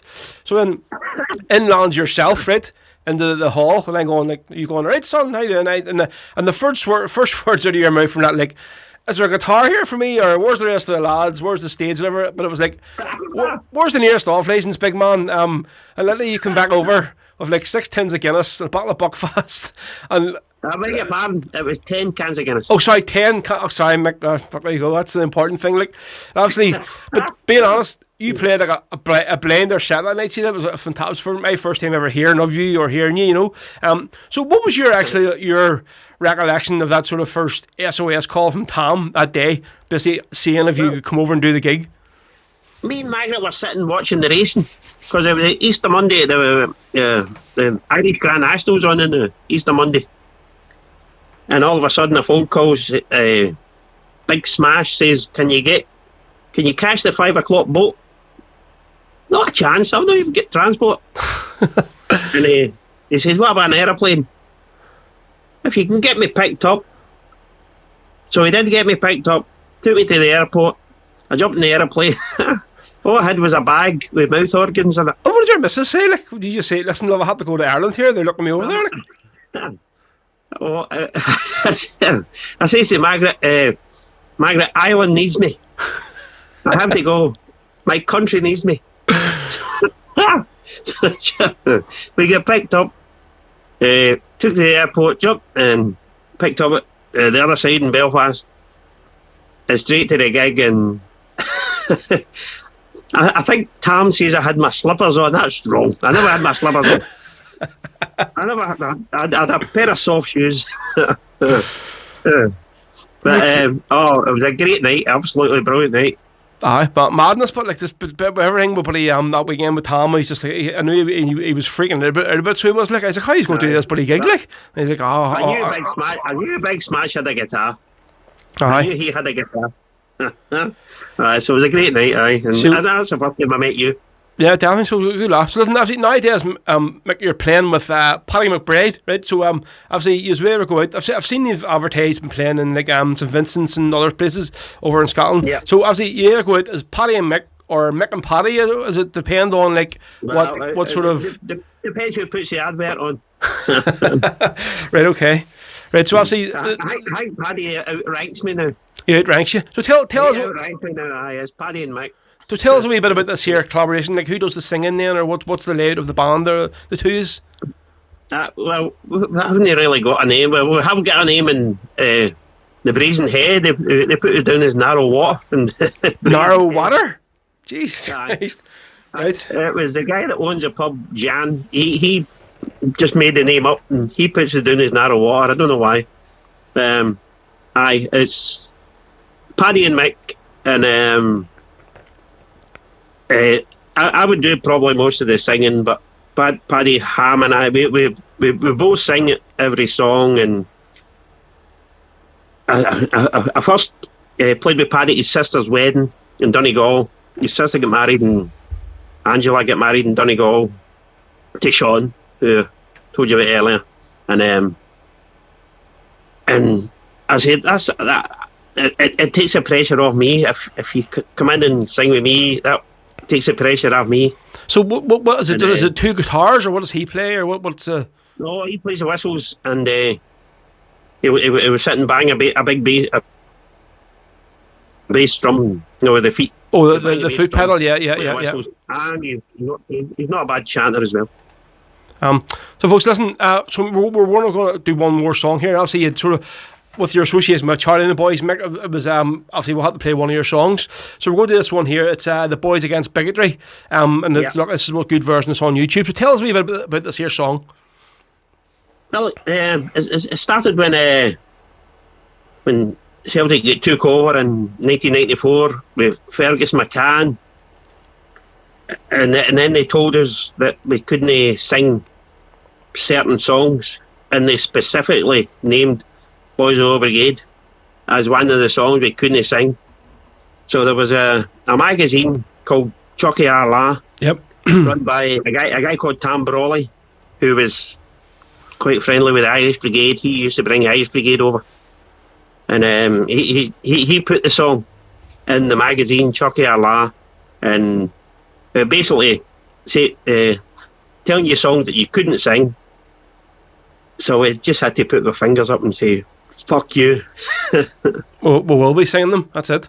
So fantastic. So listen, this is from the Charlie and the Boys Unplugged album. So it is. So Mick, thank you very much. And hopefully, maybe I don't know where I'll be over at Scotland some stage and make it hooked up with you and get a pint or something. So we might whenever. Please go ahead. So listen, that was Mick Chinford, folks. So Mick, thank you very much, mate, and take care. And I'll talk to you again soon. All right, good man. Cheers. Good man, alright. All right, good luck. Right, bye. Yeah, bye. Folks, there you go, Mick Chinford. So it was a great wee interview. So listen, just looking on here on YouTube, get the Rebs on. Folks, I said Paul Bagg. I don't know if you're like a new viewer. Folks, listen, whenever would do these interviews. I just wish like he would let us do the interview. It isn't every single week, and I mean it's part. I say it isn't a Rebel radio show, so it isn't. It's basically a podcast. Where a podcast is a lot of talking, so it is. And I have to say this all the time because there always is one person who says, turn that shit off, stop talking, blah blah blah blah blah blah. I mean, there's a lot of research goes into doing these interviews, folks. It isn't just I just phone up and say to somebody, come on the show and we'll talk away. There's a lot of research goes in the week before, but getting the guests on board and all the planning. So basically to just be, say, in the middle of the interview, get the revs on, do you know what I mean? It's a bit disrespectful. So that's the sort of take on it. So if you don't sort of like them, tune in later on when the interviews are finished. But folks, I say, don't be coming on like that there and saying in the middle of the interview, more or less get this off, I want to hear Rebel music now, you know. So it doesn't, so cheers to Mick Chinford for coming on the show today, much appreciated, Mugger. We're going to do one song now, say, from Charlie and the Boys. I think it's just right playing one of the songs. So this is from the Charlie and the Boys album, Unplugged, and this is The Boys Against Bigotry with Mick Chinford, and it's one of the songs that he wrote, folks, so hope you enjoy this one. If you come from Belfast town, Derry City, County Down, the Kelton to the Galley, or from Bray, you can come along and see the Boys Against Bigotry. But don't you sing Boys of the Old Brigade, 'cause Fergus has said no, those tunes will have to go. These rebel songs no longer can be played, 'cause we've made ourselves a pact to polish up our act. So don't you sing Boys of the Old Brigade. You can sing a big job round against the famine and the crown. The fields of Athenry just makes a great. You can sing Glendale's tone and you'll never walk alone. But don't you sing Boys of the Old Brigade.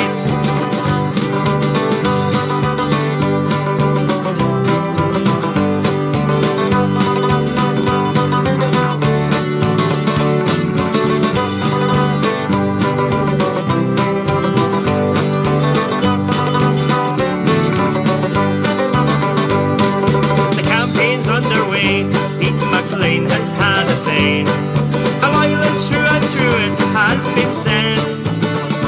He has made a lot of cash as he hides his orange sash, and he doesn't know Boys of the Old Brigade. So it's no more Crossmaglen, up the Ra or Fenian men. Shots out of Garryowen must not be played. The broad black Brimmer has to go, take it down and say hello. And don't you sing Boys of the Old Brigade. So children, mums and dads, do not sing Where Are the Lads, who stood with me when history was made. And don't sing Oh Gravity and how you love to see the Boys of the Old Brigade.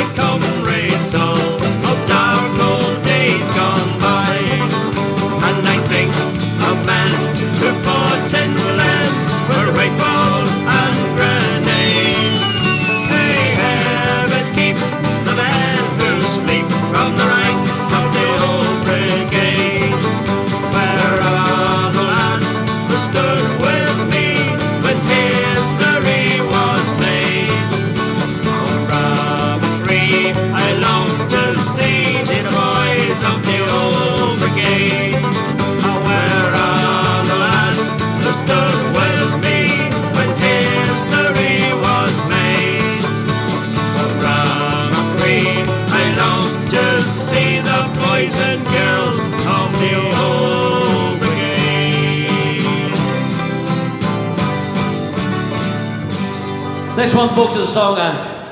Hope you're all going to sing along with me. Song I wrote way back in the early 1980s for 10 men who died on the hunger strike. Song called "The Roll of Honour."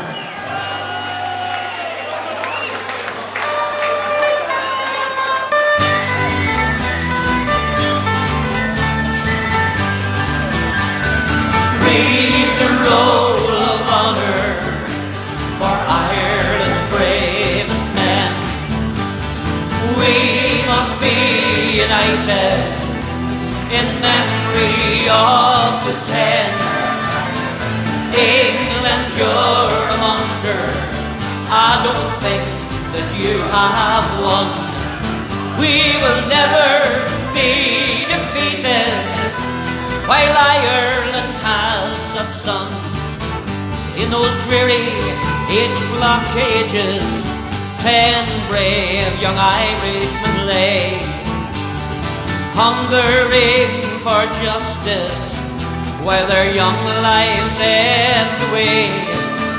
For their rights as Irish soldiers and to free their native land, they stood beside their leader, the gallant Bobby Sands.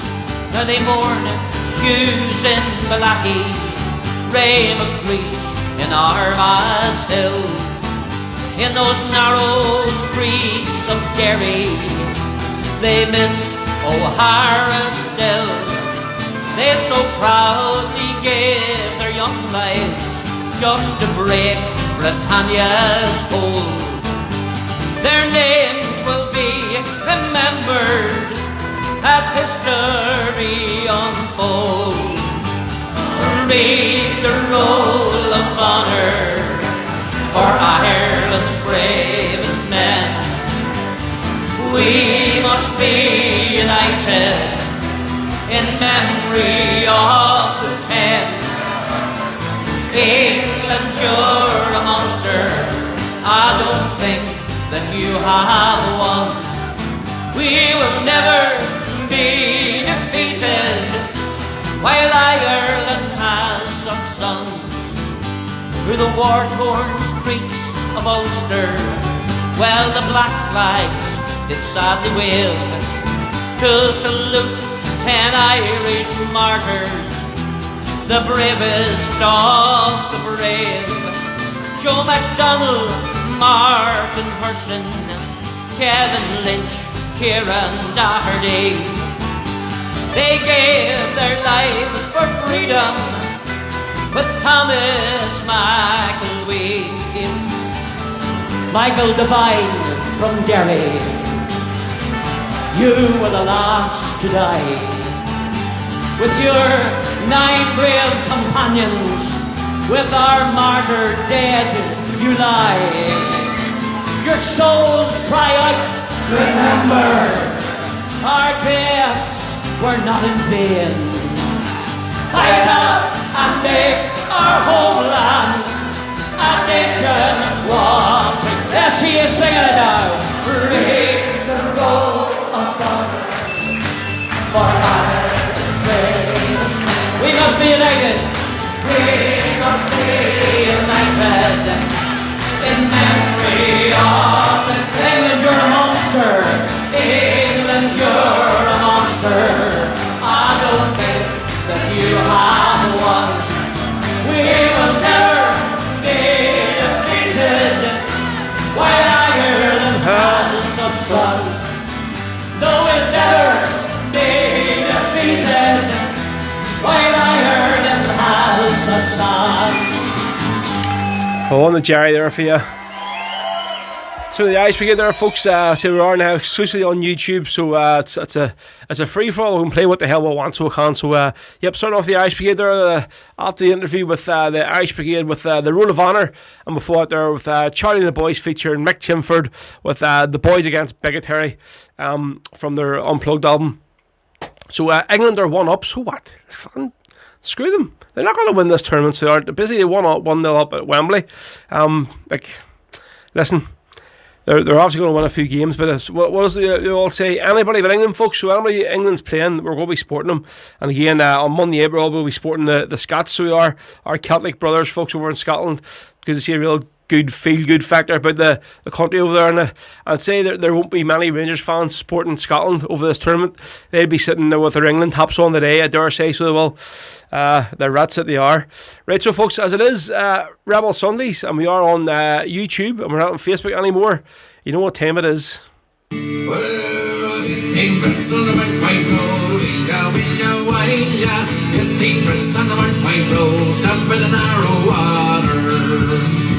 For on that road there was a bomb, a wheelia, wheelia, wheelia. 18 Brits didn't last for long, down for the narrow water. There were 9 murders given the canteen.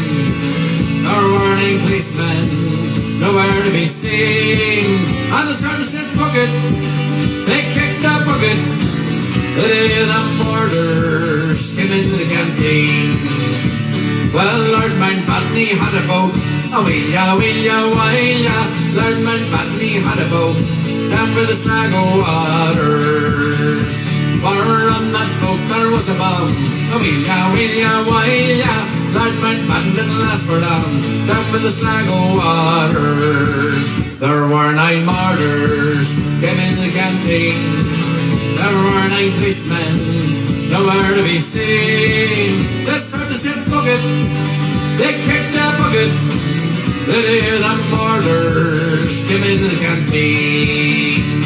Well, 18 Brits were blue to bits, wheelia, wheelia, wheelia. 18 Brits were blue to bits down by the narrow water. For on that road there was a bomb, a wheelia, wheelia, wheelia. 18 Brits didn't last for long down by the narrow water.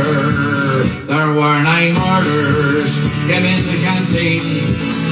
Were 9 policemen, nowhere to be seen. The sergeant said, fuck it, they kicked the bucket. The murders came in the canteen. The day 9 murders came in the canteen. Well, Damien there, folks, with the 18 Brits, and say, when I mentioned the show last week, that was a crap version. Somebody had said to me, he says, that was a bit disrespectful towards Damien. I didn't mean about the song. I had to say there, of course, the sound quality is a crap sound quality because it was just recorded from one of Damien's live sets, so it's not like he's just singing the microphone and the phone is picking up the microphone, so it's not a great recording for like music, if you get me. But I say that's the only one there is. There's no the song isn't recorded anywhere. It's not on any CDs, so that's what I have to play with, you know. So that's what I meant by I say it was a crap version. No disrespect to Damien at all, like. But yeah, they're all loving that song. It's that time. Let's see. So Kate Christmas Star says, brilliant interview. Saw Charlie and the Boys a few times. Let's see. Sean Cronin says, great show, great interview. Say hello to John McAlea for me, from myself and his cousin Jacqueline. You know what, John McAlea over in the New Lodge. Good to hear about John. David Mack says, time for go on home. John Marshall, is that there? You smash it, John Marshall. Good to hear. Mick there. Studs Lanigan, excellent interview. Thank you very much. Joseph Agnew says, hail, brilliant interview. We'll learn from who you put on. Keep it going. Studs says, missed that feed. The wee Sterling, bless himself. What do you call Mick? Wee Sterling, is it?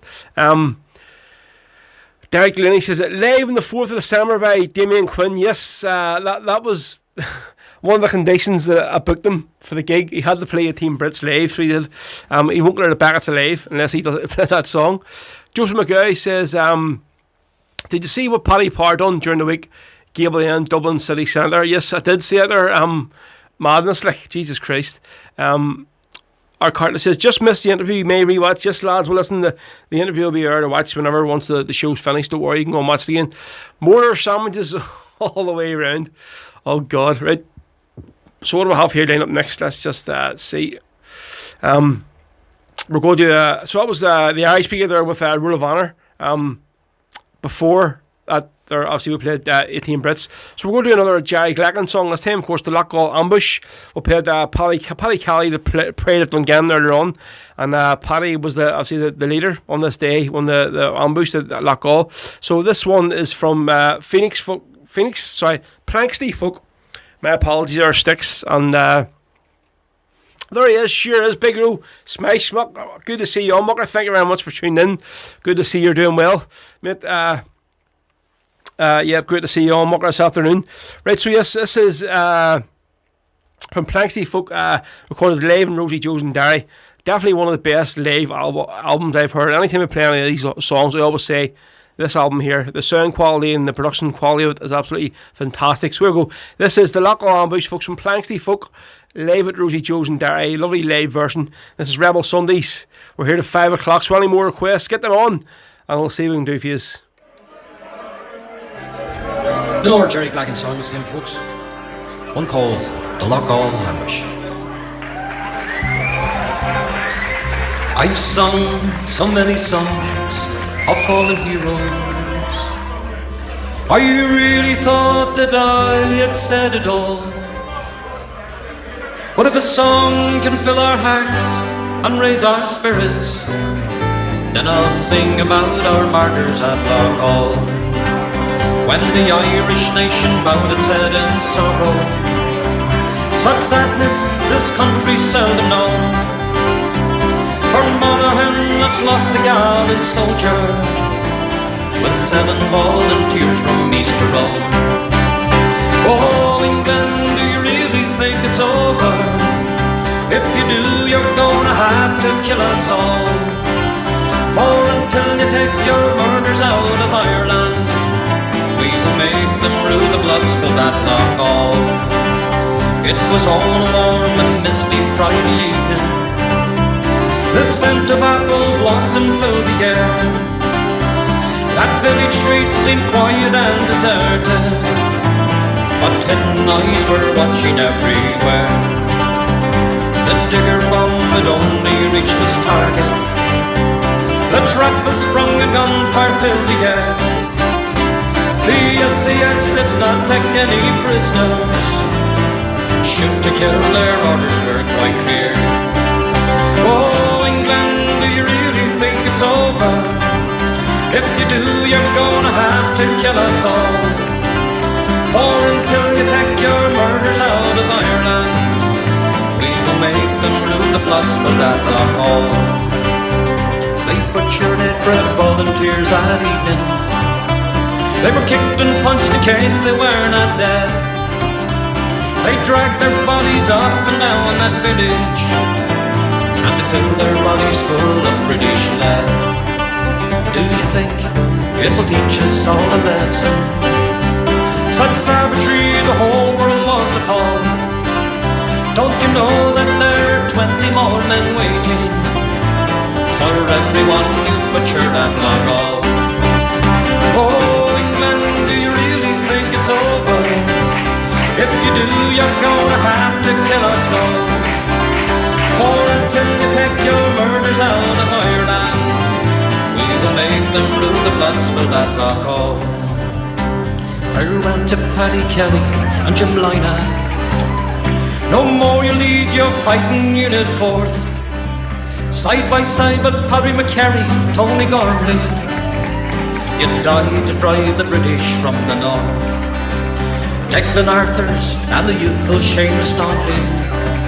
On that night you were the youngest of them all, with Jerry O'Callaghan and the gallant Eugene Kelly. Your blood still stains the pavements at Lockgall. Oh, England, do you really think it's over? If you do, you're gonna have to kill us all. For until you take your murders out of Ireland, we will make them rue the blood spilled at Lockgall. Oh, England, do you really think it's over? If you do, you're gonna have to kill us all. For until you take your murders out of Ireland, we will make them rue the blood spilled at Lockgall. We will make them rue the blood spilled at Lockgall. Oh, the Lockgall Ambush. What a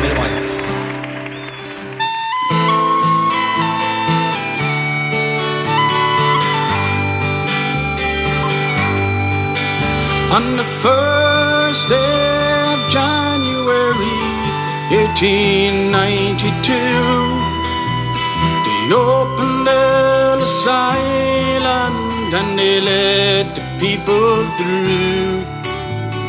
First across the threshold of that Isle of Hope and Tears was Annie Moore from Ireland, who was only 15 years. Isle of Hope, Isle of Tears, Isle of Freedom, Isle of Fear, but it's not the isle you left behind. That Isle of Hunger, Isle of Pain, Isle you'll never see again. But the Isle of Home is always on your mind. In her little bag she carried all her past and history, and dreams for the future in the land of liberty. And courage is the passport when your whole world disappears. But there's no future in the past when you're 15 years. Isle of Hope, Isle of Tears, Isle of Freedom, Isle of Fear, but it's not the isle you left behind. That Isle of Hunger, Isle of Pain, Isle you'll never see again. But the Isle of Home is always on your mind.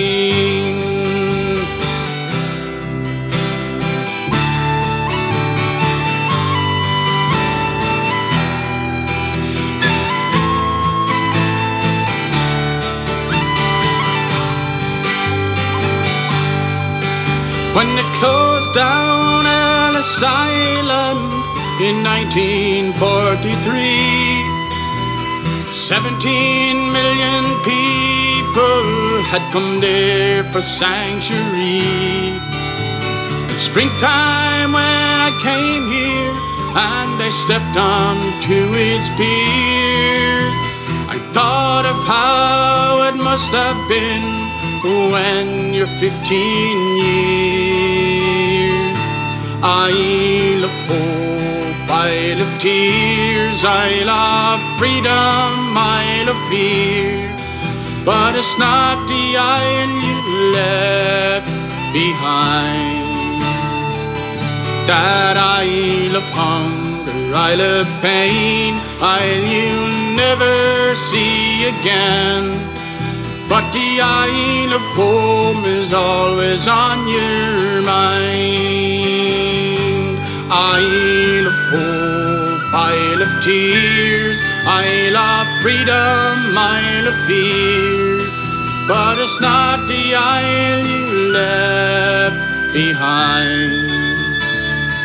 That Isle of Hunger, Isle of Pain, Isle you'll never see again. But the Isle of Home is always on your mind. Yes, the Isle of Home is always on your mind.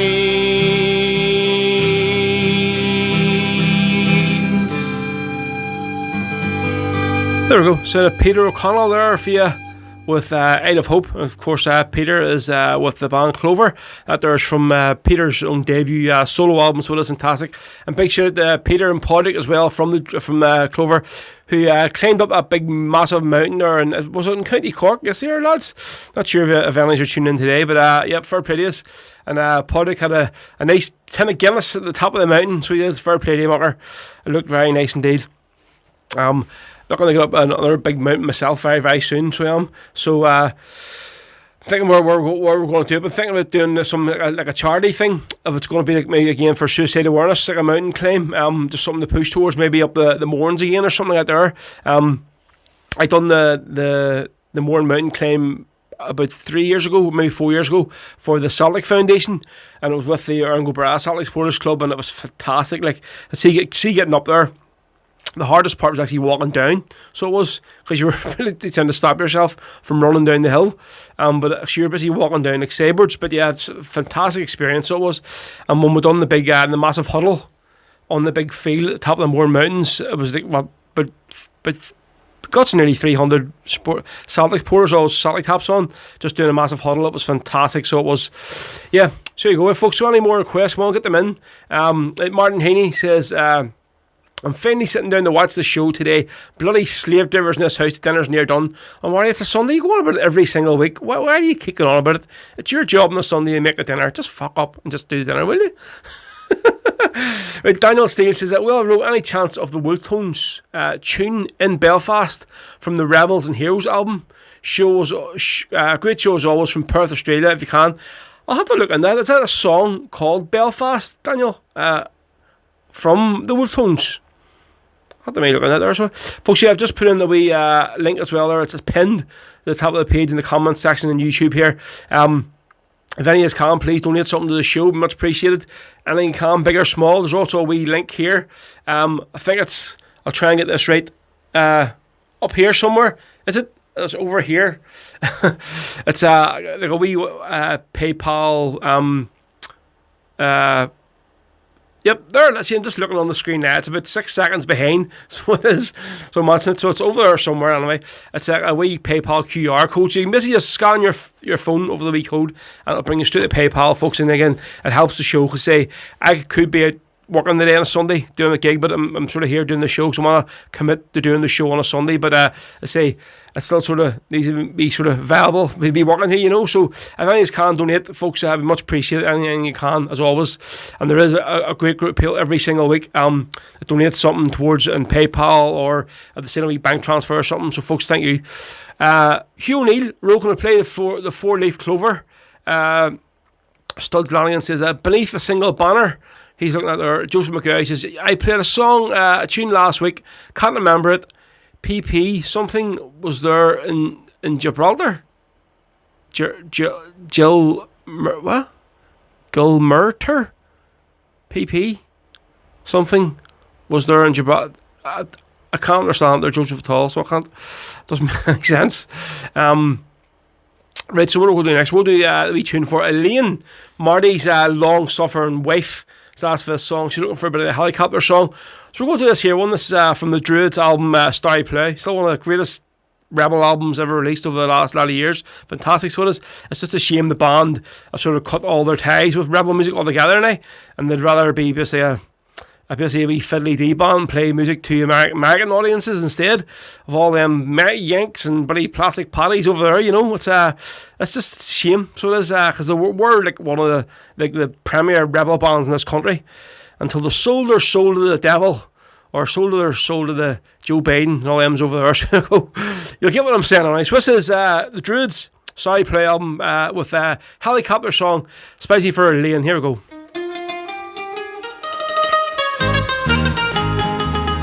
And it's up like a bird and it's over the city. 3 men are missing, I heard the water cry. It must have been a bird that flew into the prison, or one of these new ministers says the water in the joy.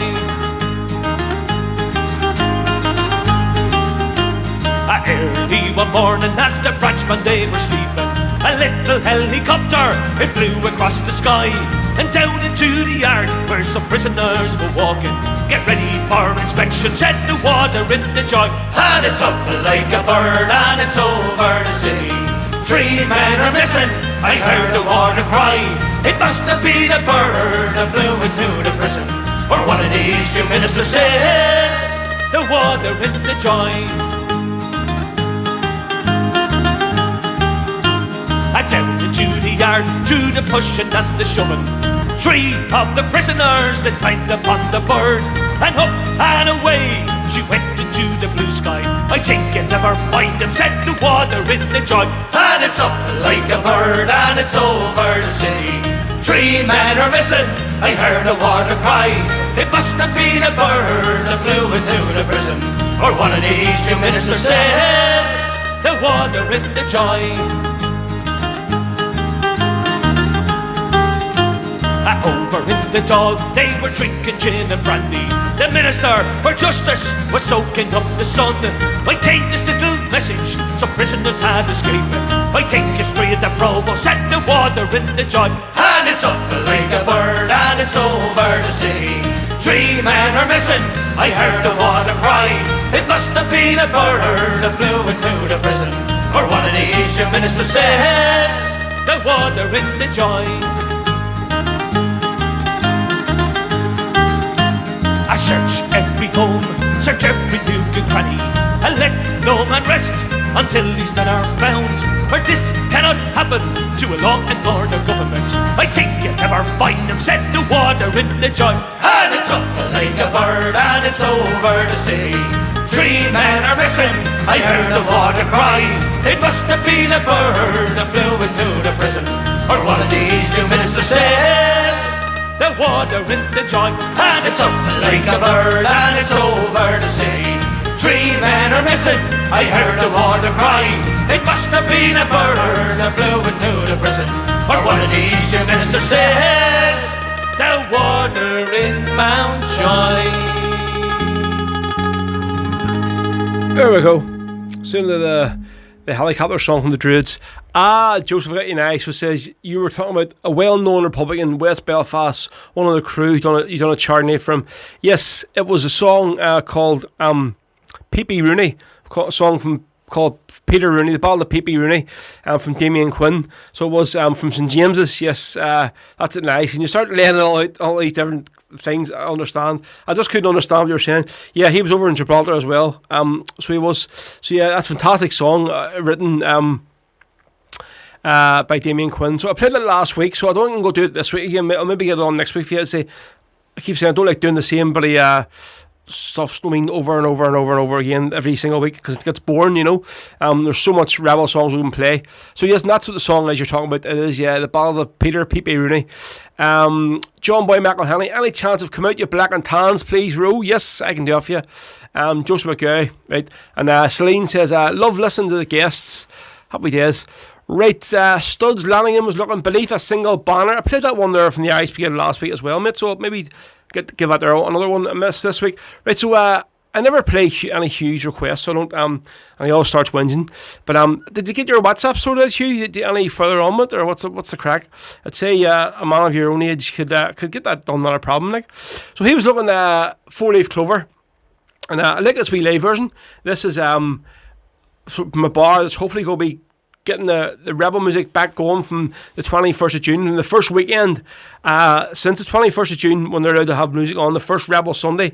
Eamon McLaughlin's booked for Rebel Sundays, so no better guest to have. So anyway, yes, this is Damien's 4-leaf clover, recorded live at the Rock Bar from Damien's album. Fantastic album it is too. Upstairs there it was recorded. So for you, this one's basically for you, Hugh O'Neill, mate, and your long-suffering neighbours who have to listen to you next door in your flat. This is the 4-leaf clover, folks, from Rebel Sundays. Fancy Hugh O'Neill from Damien Quinn.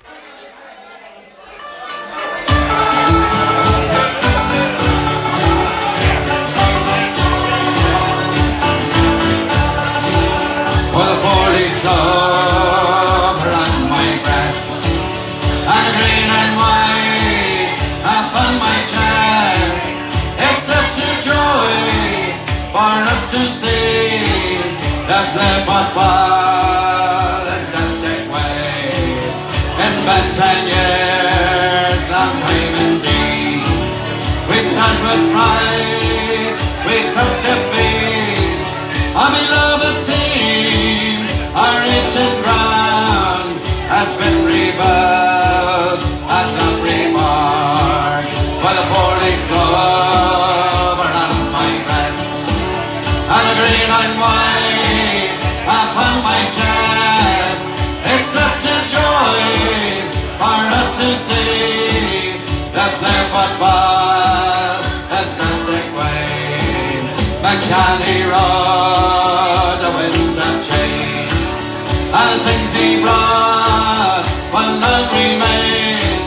A Phoenix rising, a house of steel, and 16,000 Celtic dreams, while a 4-leaf clover on my breast, and a green and white upon my chest.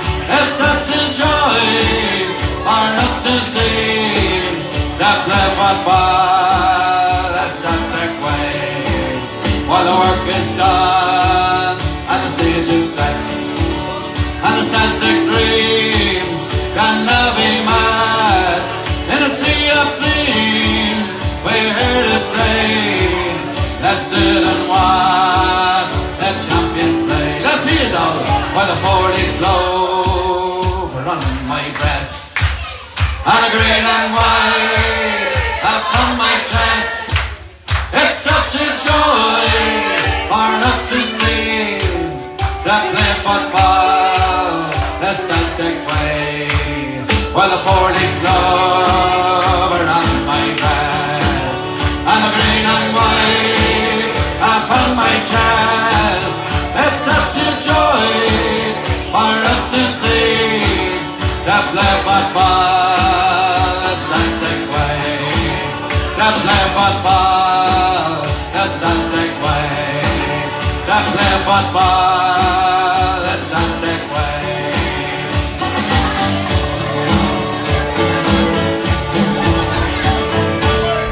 Seen a 4-leaf clover there for you for Hugh Neal, that one there. Damien Quinn leaving the Rock Bar. John Boyer says, Ro, is there any link to help Damien Quinn out while he's recuperating? Cheers. Yes, there was a GoFundMe page set up by his daughter, so it was. So I don't know if it's still ongoing, whatever, or I donated to it myself because I have a lot of time for Damien, and he's done a lot of stuff for me. Anything I've asked of him regarding Charlie Nights have done or whatever playing, he's always sort of first there to help out with us. So yeah, I'll try and find the link here, and I'll maybe post it on the YouTube stream here. But folks, Charlie begins at home. I'm only joking. No, listen, if you can, there's been a few wee tips that are coming through over the last hour, so cheers folks, do appreciate it as always. And a big shout to all the in-laws there over in Glencullen Close, actually just heading over to a family barbecue here after I'm finished the night. So all the kids all there, all the halls and all the rest of them, they're all over listening. Hopefully have on the big TV today. So if there's one of your requests there, Liam or Maria, send me a wee request through on WhatsApp and I'll put it on for you.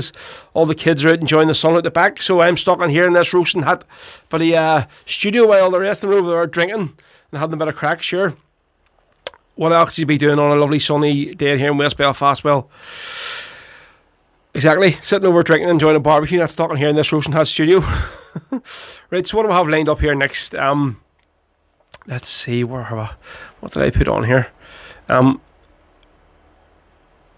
Paul Bagg, tips for this bollocks this week, not great. Paul, listen, you're about to get a ban, okay?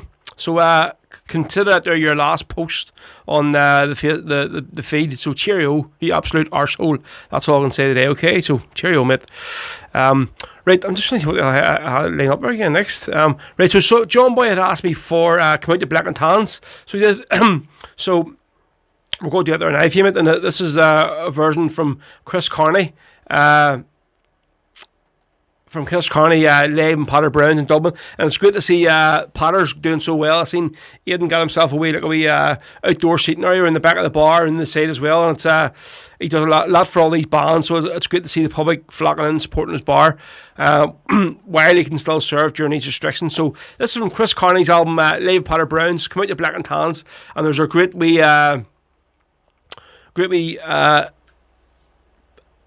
verse in this here all about Leo Varaga, our long suffering for people in the south here, former Taoiseach now, or fucking Taoiseach, whatever it is. He's going to be Taoiseach again very, very soon, so he is, unfortunately. But this is more or less Chris telling Leo Varaga to go fuck himself. So here we go. This is Come Out to Black and Tans from Chris Carney, live in Potter Brown, especially for John Boy McElhenney. Here we go. Hey, what says a request a song called Come Out You Black and Tans by many people, and well, the last number of weeks you can see the reason why. There's a last week verse here written by the High Flying Paddies, and I had the pleasure of singing this last verse to the road, so It's dedicated to Leo Varadkar and his cronies in Dull Erin.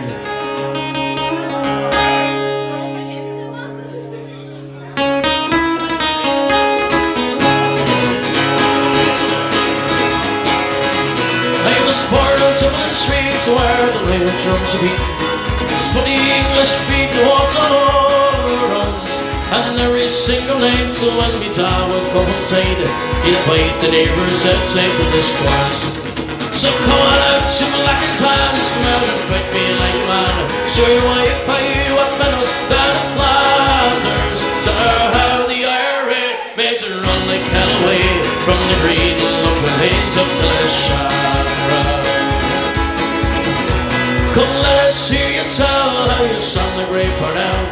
Be fought the man and through the persecuted. Where are the sneers and jeers that should boldly let us hear when our leaders of 16 were executed? Here we go. So call out to me like a time, just come out and fight me like a man. Show you why you fight what medals down in Flanders. Tell her how the IRA made you run like hell away from the green local lanes of Kilashara. Come tell us how you slew them all down to my tomb. Like the sailors they had spears and bows and arrows. And bravely you faced on with your 60-pound gun, and you frightened them damn needles to their marrow. So come on out, you like a time, just come out and fight me like a man. Straight boy, how you want medals down in Flanders. Tell her how the IRA made you run like hell away from the green local lanes of Kilashara. Here's the last verse dedicated to Leo. I can't believe the things I hear, it's still ringing in my ear. That Leo, he has planned a celebration. All our heroes bold and brave will be turning in their graves. Varadkar, you're a traitor to this nation.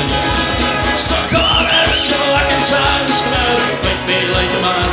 Sure you wait for you what medals down in Flanders. Tell her how the IRA made you run like hell away from the green local lanes of... One more time, let me hear you sing it. So come on out, you black and tan, come out and fight me like a man.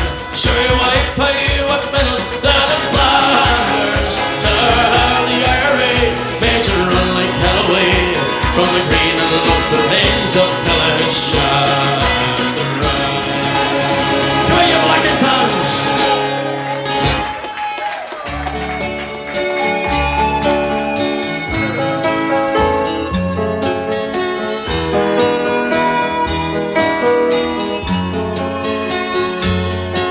When apples still grow in November,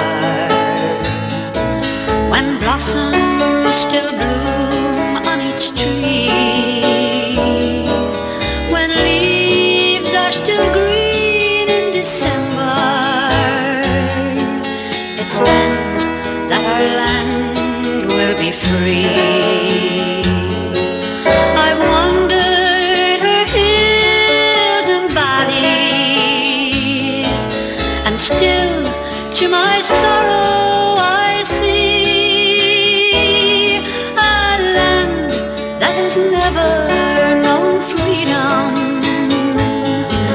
and only her rivers run free. I drink to the death of her manhood, those men who would rather have died than to live in the cold chains of bondage, to bring back their rights were denied. Oh, where are you now when we need you? What burns where the flame used to be? Have you gone like the snowfall last winter? And will only our rivers run free? How sweet is life, but we're crying. How mellow the wine that we're dry. How fragrant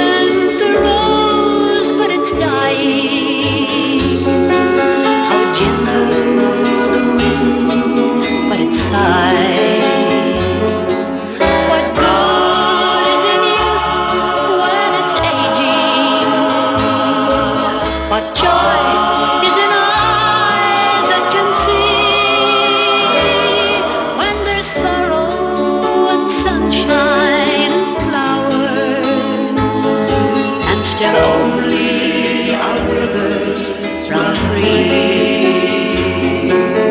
Only our rivers run free.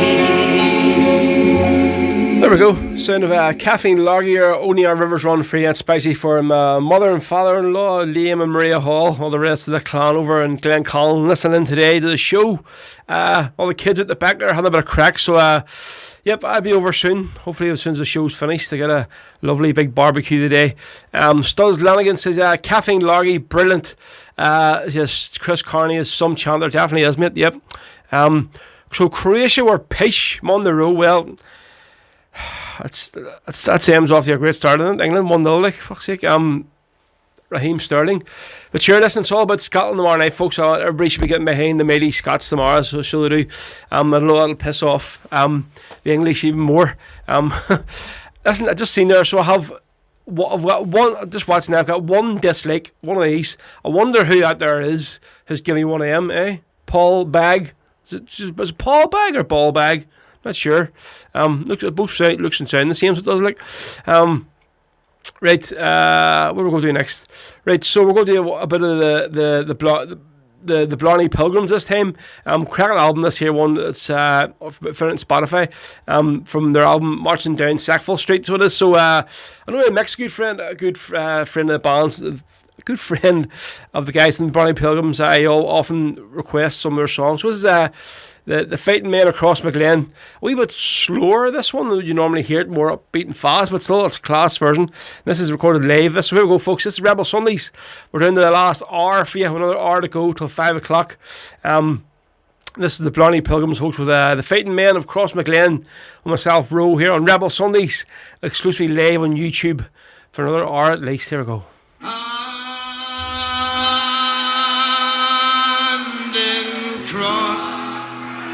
McGlen, the fire burns true.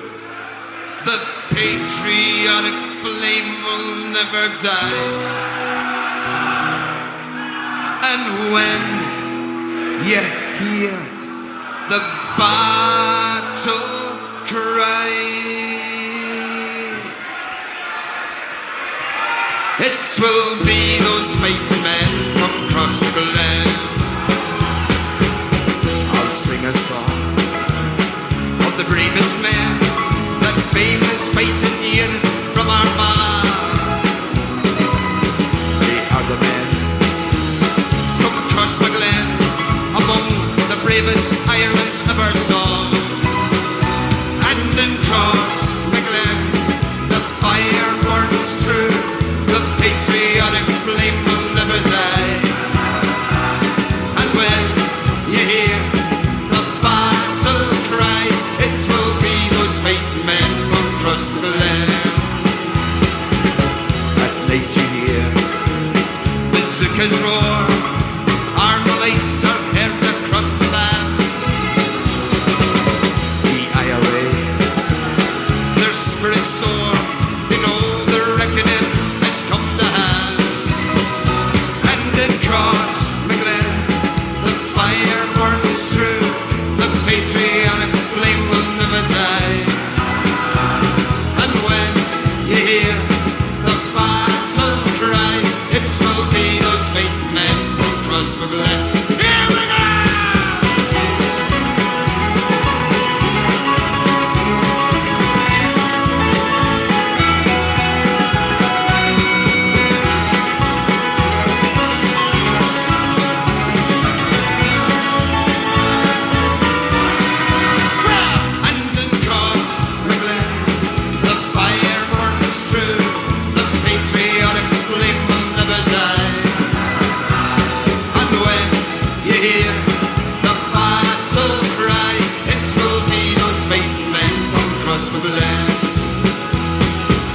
Those British scum, they did fear, they'll ne'er again see their cursed shore. Because they know they will pay dear, the wrath will even Ireland's bloody score. And in Cross McGlen, the fire burns true. The patriotic flame will never die. And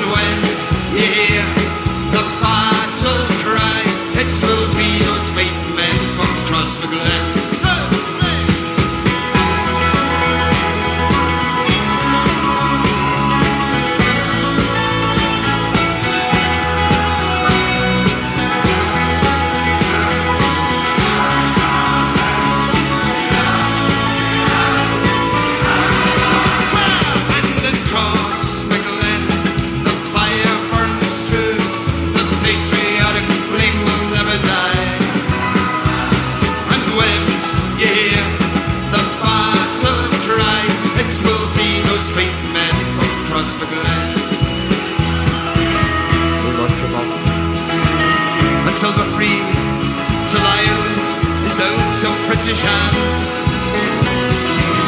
We'll never rest until we see Britannia true driven from our land. And then cross the glen, the fire burns true, the patriotic flame will never die. And when you hear the battle cry, it will be those fighting men from Crossmaglen. There we go. Fantastic version there. That's a live version of I wonder actually where that was recorded in. Not sure, but it was the Blarney Pilgrim, so it was with the Fighting Men across McLean. Fantastic, that one. Really, really good. It's a great wee album on Spotify. So it is. Right, let's see. Joseph McGowan, a man jogging up the Glen Road in 85, 86. I was 25. You mean what? You were 15? Good memories of West Belfast, God's country there. Josephine Tupper says, Crossmaglen, God's country. Well, it's Bandit country. Josephine, come on, West Belfast is God's country. You're letting the say down nice, you are. Good Wesley like yourself. John Boy McElhanna, yep, great version, that one, so it is.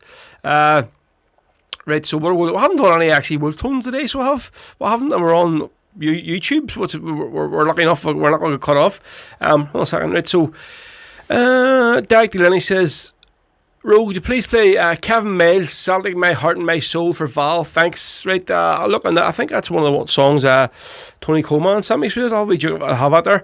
Right, so this is the Wolf Tones, one of my favourite tracks they've ever done. I love this here.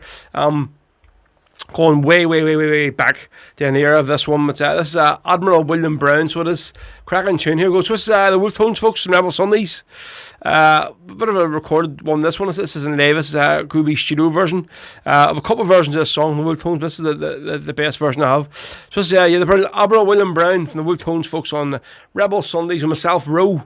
And I hope you're enjoying the show today. We've got another 50 minutes to go for you.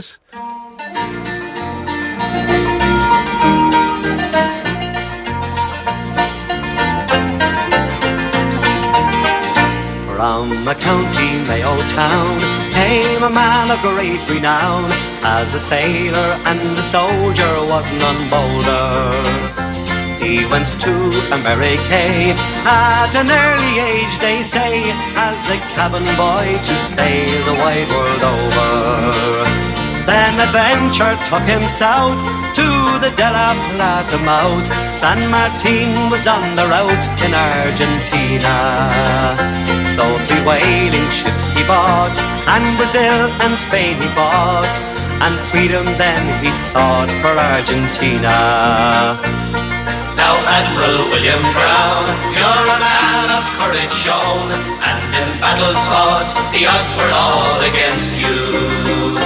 But your Irish heart was strong, and in memory still lives on, and in Ireland there are some that don't forget you.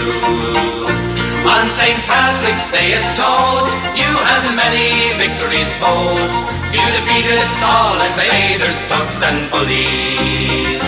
Then through the pampas roamed, and you found a happy home, Las Islas Malvinas, Argentina.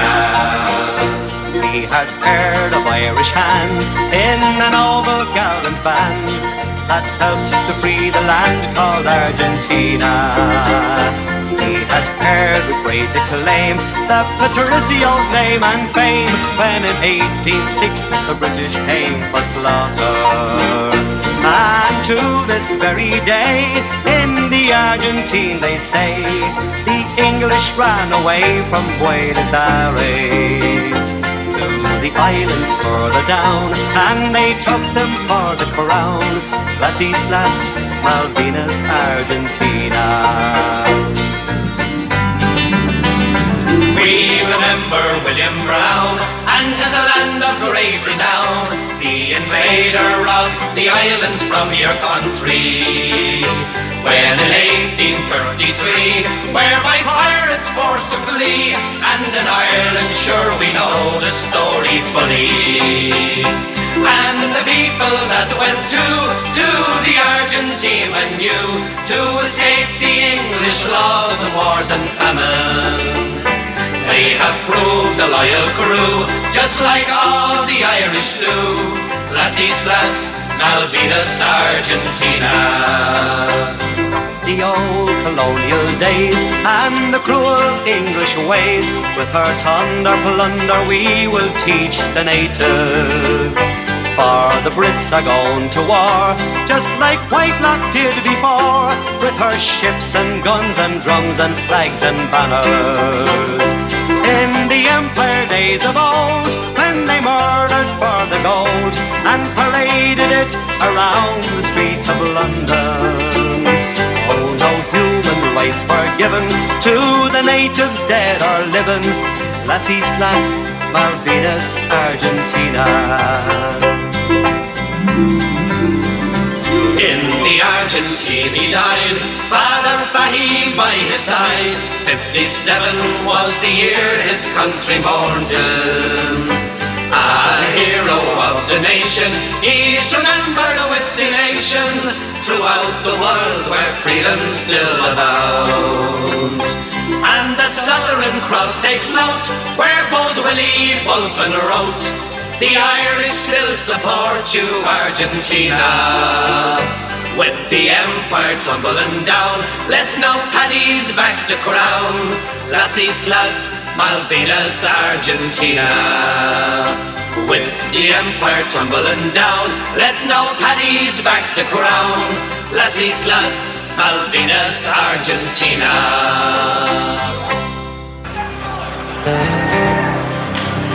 And 10 years before I saw the light of morn, a comradeship of heroes was laid. From every corner of the world came sailing the 15th International Brigade. They came to stand beside the Spanish people to try and stem the rising fascist tide. Franco's allies were the powerful and wealthy. Frank Ryan's men came from the other side. Even the olives were bleeding as the battle for Madrid it thundered on, to root and love against the force of evil, brotherhood against the fascist law.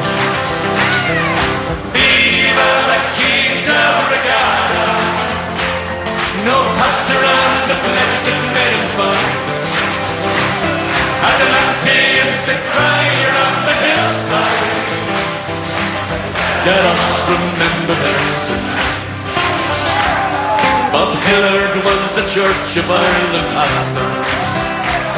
From Killarney across the Pyrenees he came. From there he came a brave young Christian brother. Side by side they fought and died in Spain. And Tommy Woods at 17 died in Cordoba. But the Vienna he learned to hold the ground. From Dublin to the Via del Rio, where they fought and died beneath the Spanish sun. Viva la Quinta Brigada! No pass around the pledge that made him fight. Adelante is the crier on the hillside. Let us remember them tonight. Many Irishmen heard the call of Franco, joined Hitler and Mussolini too. A propaganda from the pulpit and newspapers had dug Duffy to gather up its crew. And the word came from the church support the Nazis. Then at last they failed again. The bishops blessed the blue shirts down in Galway as they sailed beneath the swastika to Spain. Viva la Quinta Brigada! No pass around the pledge that made him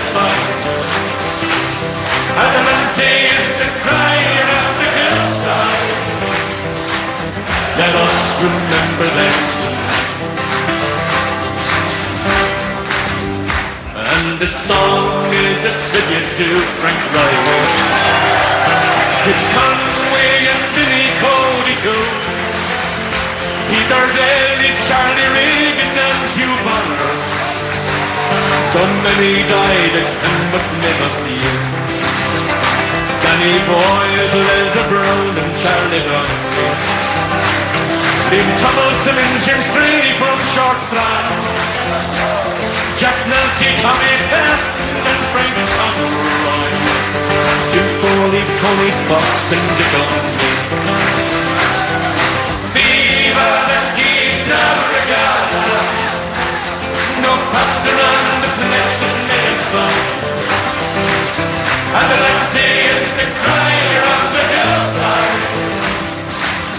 Let us remember them tonight. Viva la guitarra regata. Let us remember them tonight. Okay, we'll see. Viva la guitarra regata. Let us remember them tonight.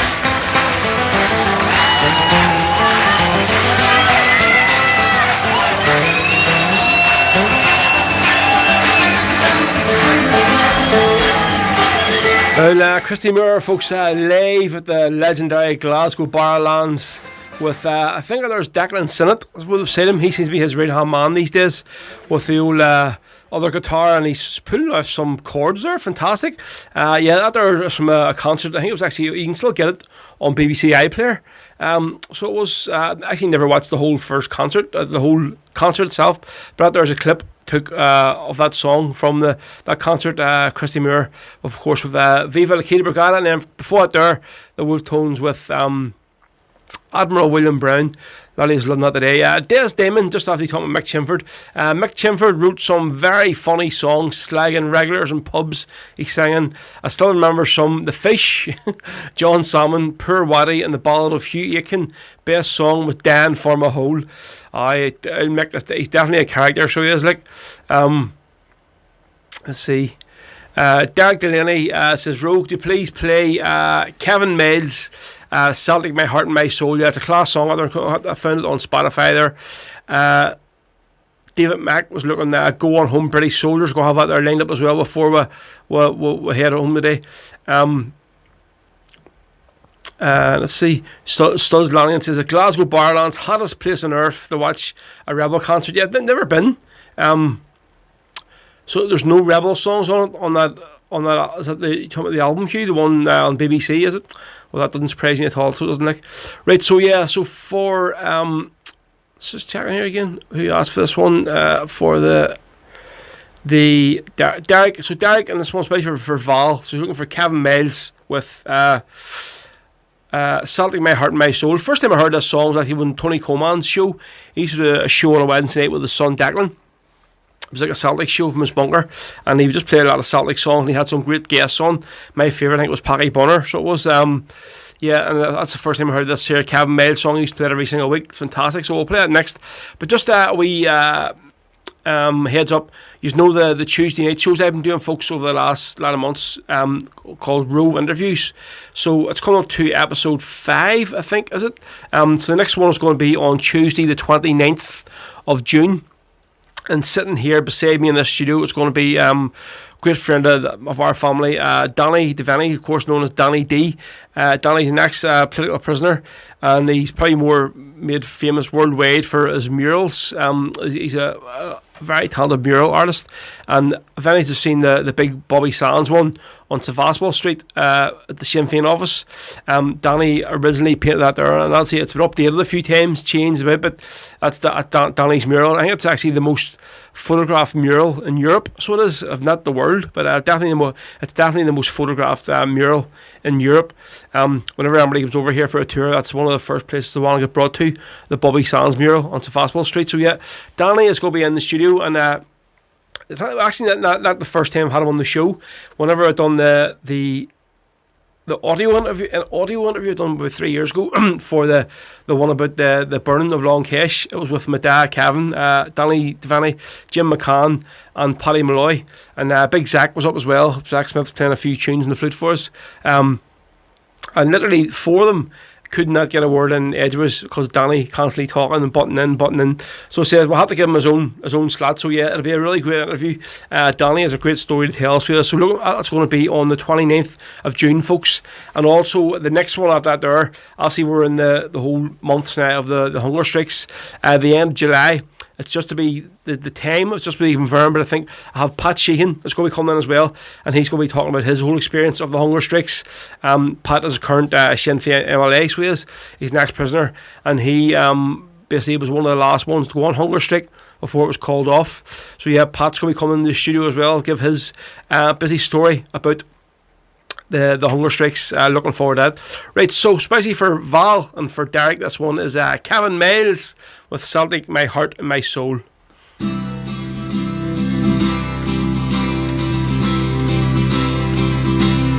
Oh, Celtic, Celtic, Celtic, my heart and my soul. I followed the teams of the past and watched history unfold. Going to Parkhead with my dad and my brother. It's true what they say, we're a club like no other. The colours that flow through my veins are all green, white and gold. The sun, it shines down as we're walking along London Road. The Green Brigade burst into song and the jungle explodes. So what does it mean to be Celtic, and how does it feel to pull on the hoops and be fearless like Billy McNeil? Oh, Celtic, Celtic, Celtic, my heart and my soul. I followed the teams of the past and watched history unfold.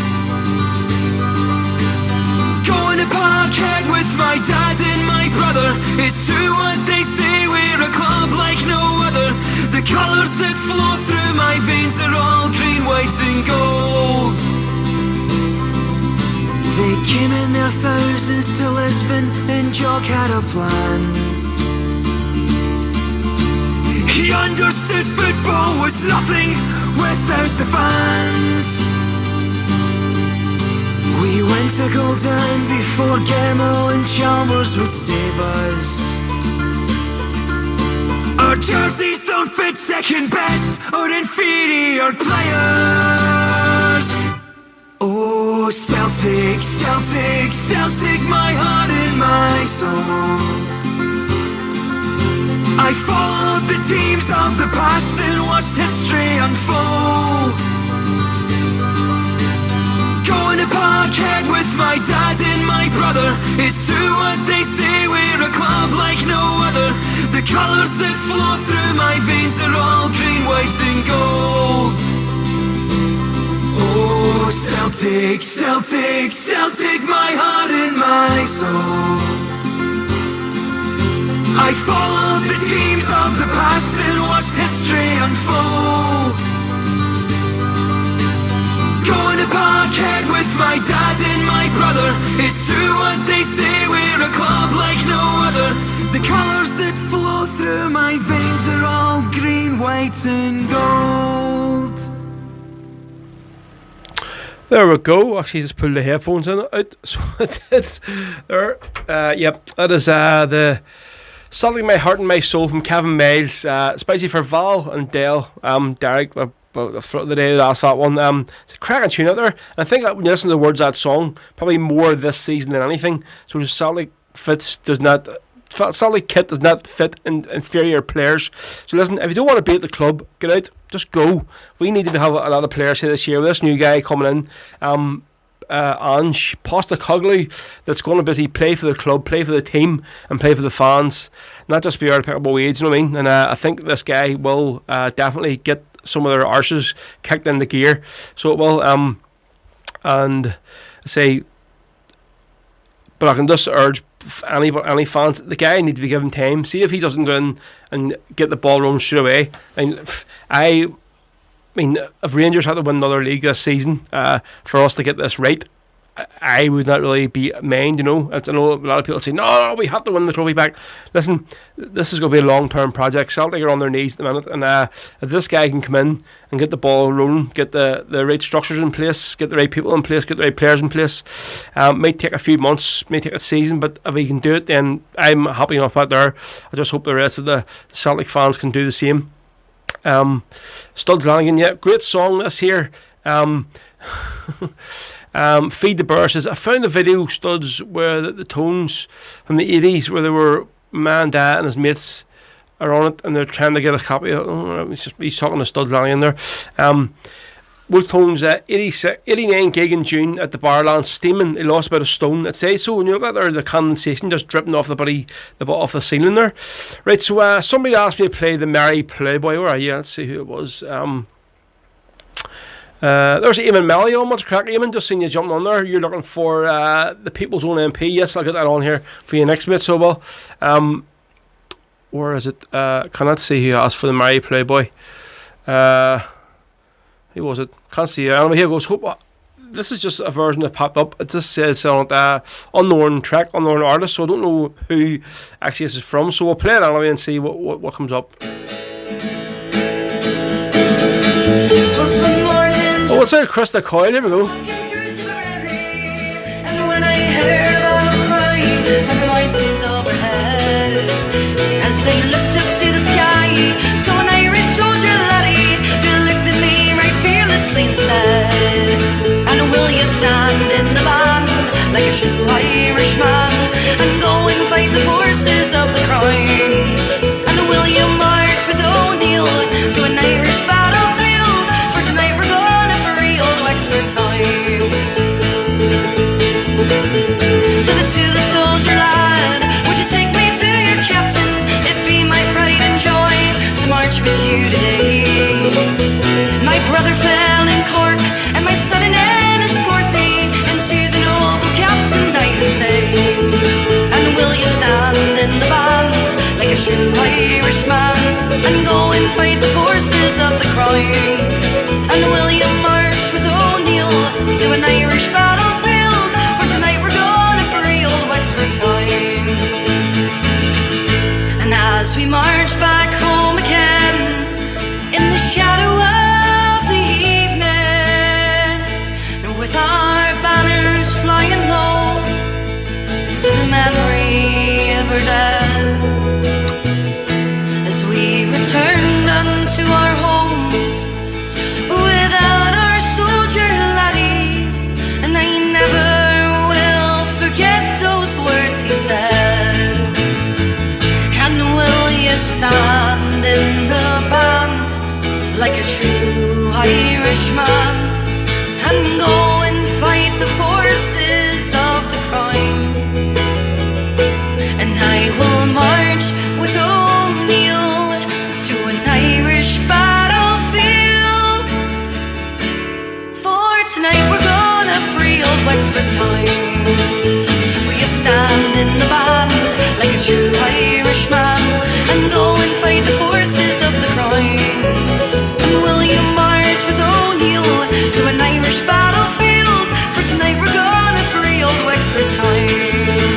Oh, I am the merry playboy, and I plough the fields by day, till the sudden thought came to my mind that I should roam away.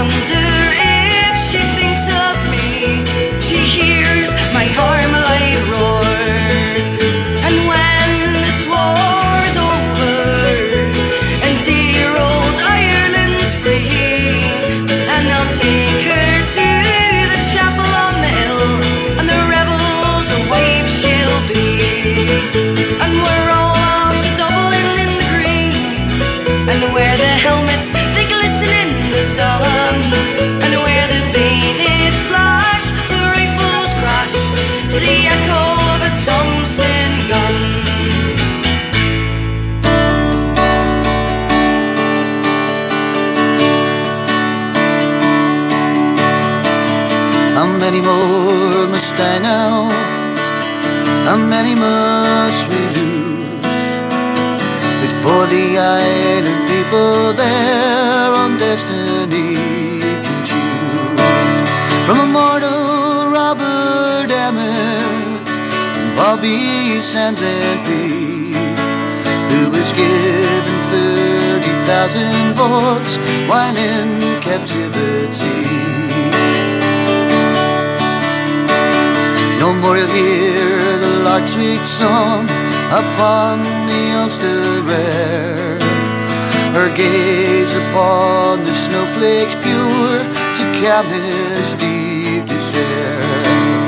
Before he went on hunger strike, young Bobby did compose the rhythm of time, the weeping winds and the sleeping rose.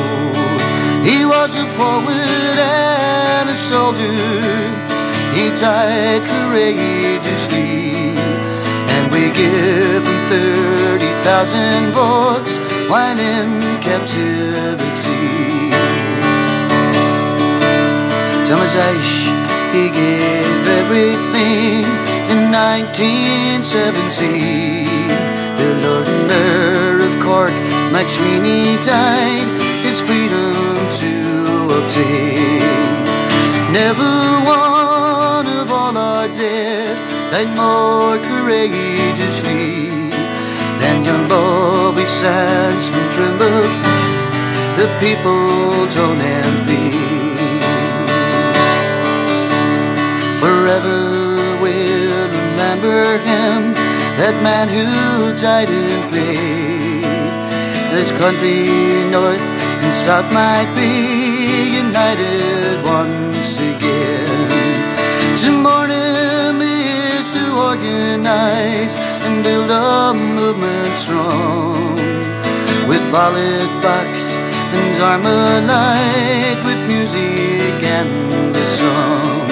He was a poet and a soldier, he died courageously, and we give him 30,000 votes while in captivity.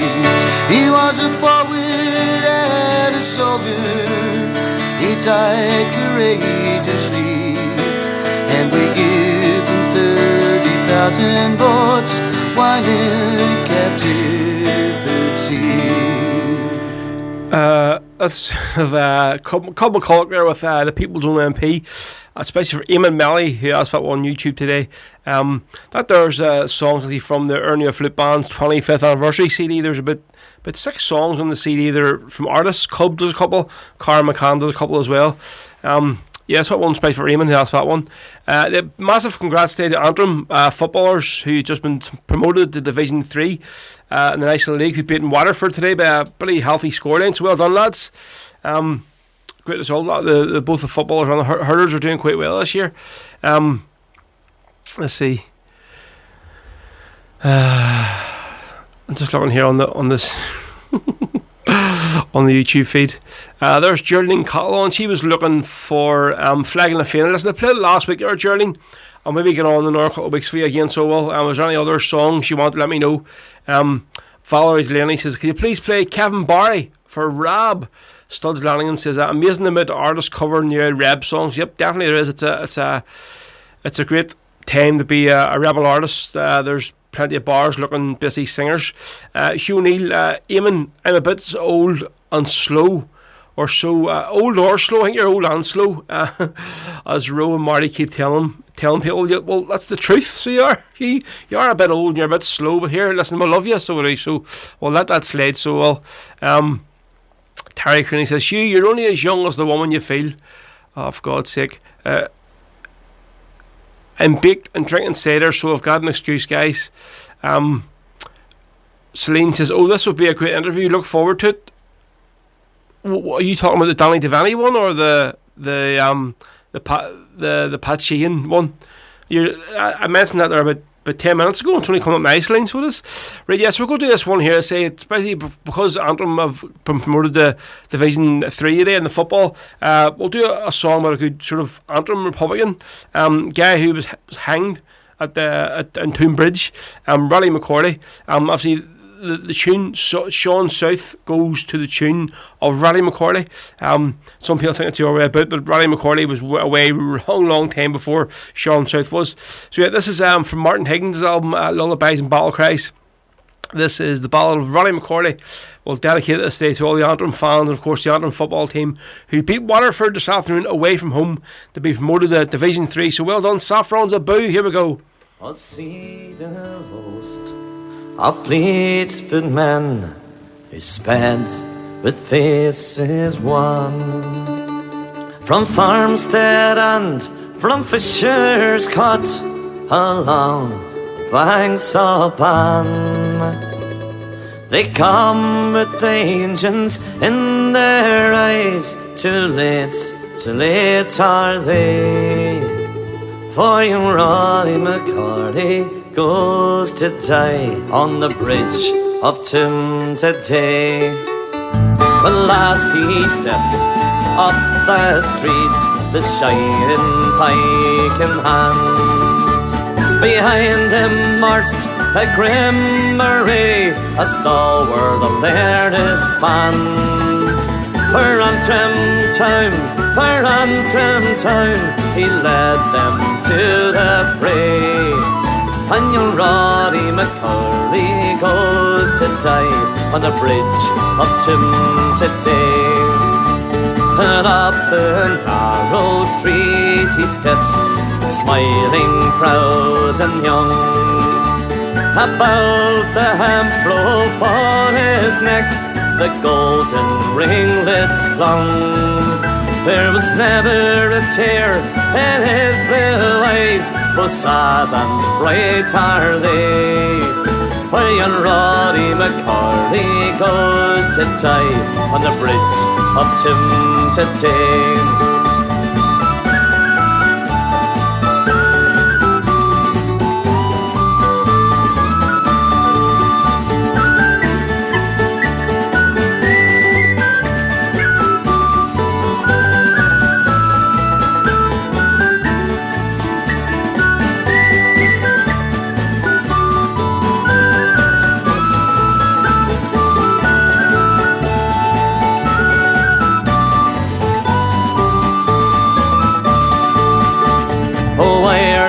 Mother Ireland, you love them still the best. Those fearless men who fight and fall upon your helpless breast. There was never a one of all your dead more bravely fed in fray than he who marches to his fate on the bridge of Tim today. Because he loved his motherland, because he loved the green, he goes to meet a martyr's fate with proud and joyous gleam. But true to the last, he treads the upward way. And young Roddy McCarty goes to die on the bridge of Tim today. And young Roddy McCarty goes to die on the bridge of Tim today.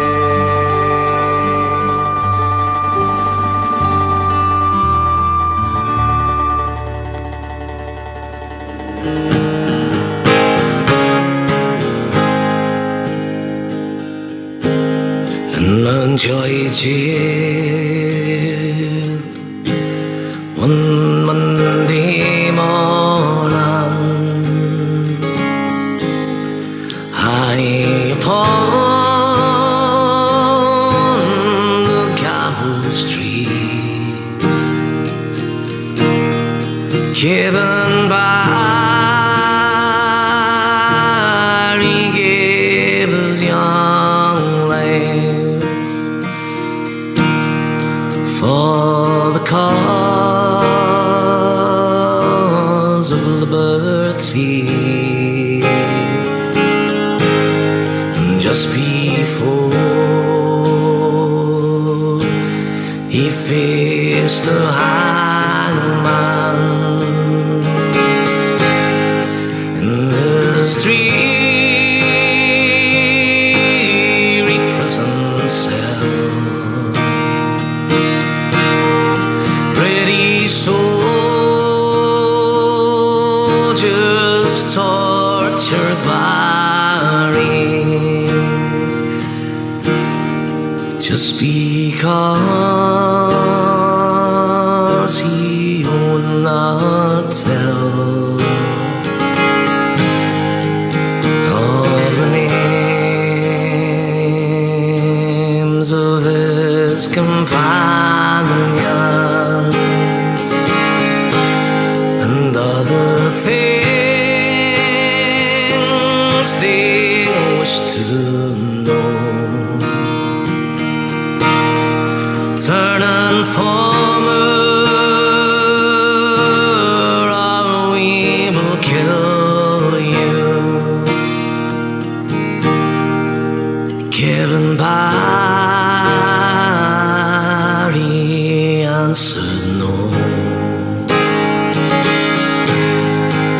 Camley stand to attention while he bid his last farewell to his broken-hearted mother, whose sad grief no one can tell. For the cause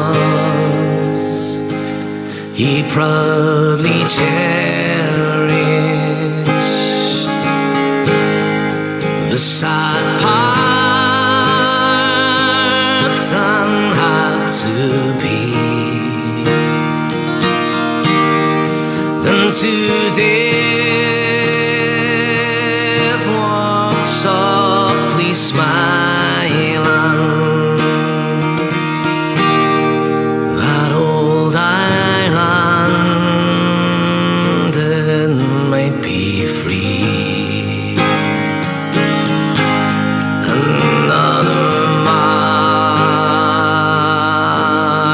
for old Ireland. Another murder for the crown. His brutal laws may kill the Irish, but can't keep our spirits down. And lads like Barry are no cowards. From the foe they will not fly. And lads like Barry will free Ireland. So the Kevin Barry there, you folks. The brilliant indeed. Stud says the bold Gary Oak, fantastic. So we're really looking forward to Saturday the 17th of July, folks. I'm going to be playing alongside Gary Oak up in Beckett's Complex, the same place where my gig's going to be on the 4th of December. So on the night, it's sold out and all, which is great to hear. Series Promotions. It's Gary Oak and then Stephen. So I'm going to be playing at the start of the night, at the end of the night, plus a wee bit in between both singers. So at there's in Beckett's Complex this on Saturday the 17th of July, organised by Big Connor, who had the show last week on Series Promotions. There's PI. Cracking show here in Road. Been on in the garden, loud and drowning out the England game. Happy days, mate. Good for tuning in. Thank you very much. Hugh O'Neill says, just blasted out the boron out with the headphones on, so all you can hear is boron. It's a very loud one. Right, so folks, just to let you know, we're getting up the last couple of songs here today. So, as I mentioned, I'm not going to be on next week. I have a gig to do, so I have, says my friend's after wedding party. I'm DJing at his wedding on the Saturday. And then obviously there's a big mad section on the Sunday as well that I'm DJing at. So, I promised him a long time ago was to go do that for him. So, I can't let him down. So, I'm going to be back on the 27th then, folks. It's looking at it, yeah. Back on Sunday the 27th. And I think I've more or less the guests confirmed for that show, so just need to confirm a few more details. Hugh O'Neill says, will you give me your autograph in July? Yes, Hugh, I'll sign your back, so with a big Sharpie marker, so yeah, very good.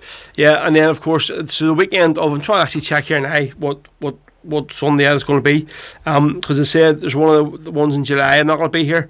Let's see. So it's Sunday the 11th.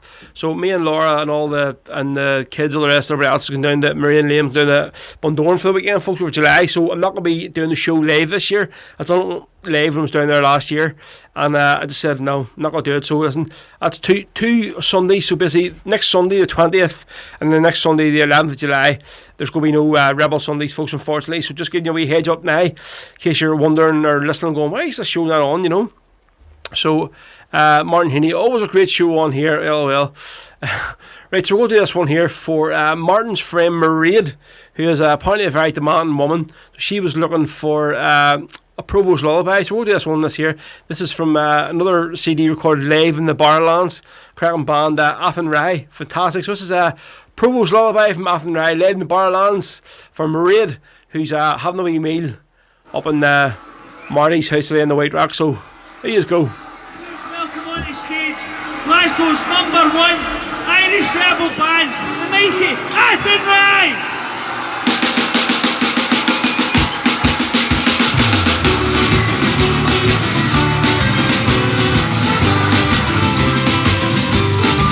So go to sleep, my weary Provo. And the time goes drifting by. Can't you hear the bullets humming? That's a Provo's lullaby. Well, I know, your clothes are worn and tattered, and your hair, it's turning slightly grey. Someday, you'll die and go to heaven. You'll find peace again someday.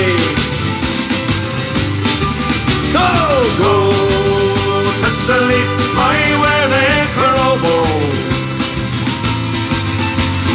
Let the time go drifting by. Can't you hear the bullets humming? That's a Provo's lullaby. Well, I know, the pillars give you trouble. So they cause trouble everywhere. Someday you'll die and go to heaven. There'll be no black bastards over there. This man, the all you say. So go to sleep, my weary Provo. Let the time go drifting by. Can't you hear the bullets humming? That's a Provo's lullaby. Okay, folks, let's see the hands of the earth. So go to sleep, my weary Provo. Let the time go drifting by. Can't you hear the bullets humming. That supper was a lullaby. Yes, that supper was a lullaby.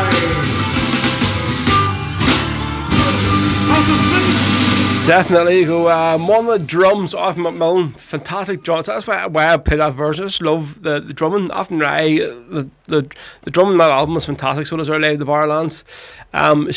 Studs Lanigan makes a very good point there. He says, "How many Glasgow #1 rebel bands are there?" It's mad because every time you hear one of those live CDs, #1 Irish rebel band in the world, Charlie and the Boys. #1 Irish rebel band in the world, Shebeen. #1 Irish rebel band in the world, bloody Athen Ray. #1. I mean, it's so funny. Like, let's see. Feed the Burr says, paint and a whiskey in a pink tumbler, but it sends the Burr nuts studs. What? Kev, son of Ireland. Jesus, Kev, I haven't seen you on there. Great show today, Ro. Brilliant songs and interview. Thank you very much. Valerie Delaney. Ro, thanks for giving up your time. Put on a great show. Thank you very much. Derek Delaney. Yes, again, great show again. Thank you. Terry says, a great show. Bye bye, everyone, till the 27th. Right, folks, we're going to. They're brilliant. Right, so we're going to finish up the show with this here song here. A few years asked earlier on for Go On Home. So we'll do this one here. This is, did I put this in? I'll make sure.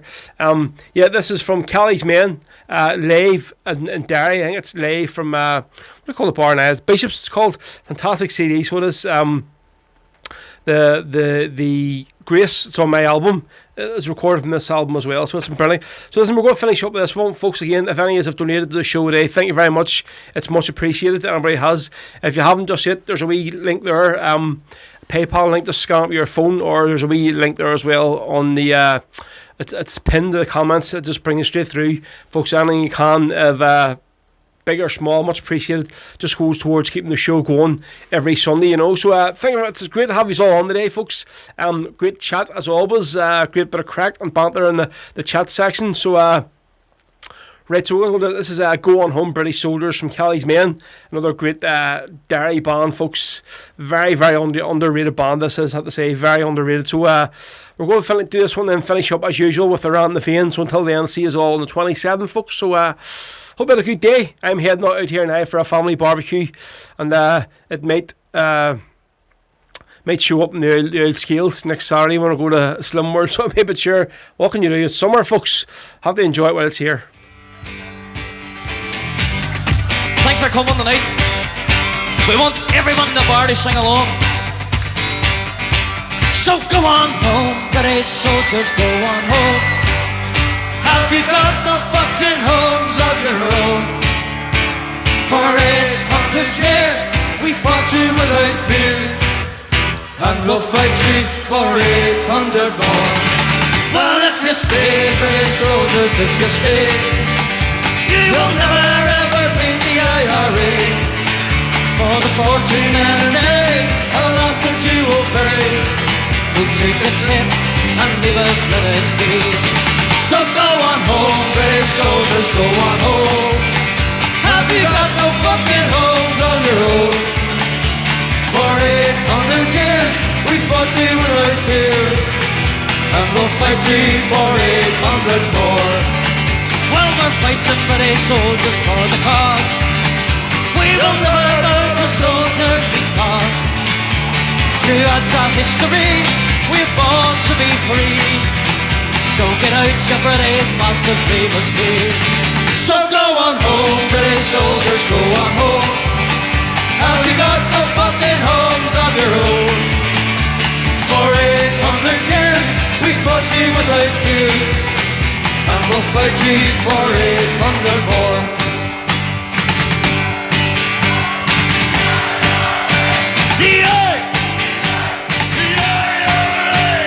British, we're not Saxon, we're not English. What are we? We're Irish and proud we are to be.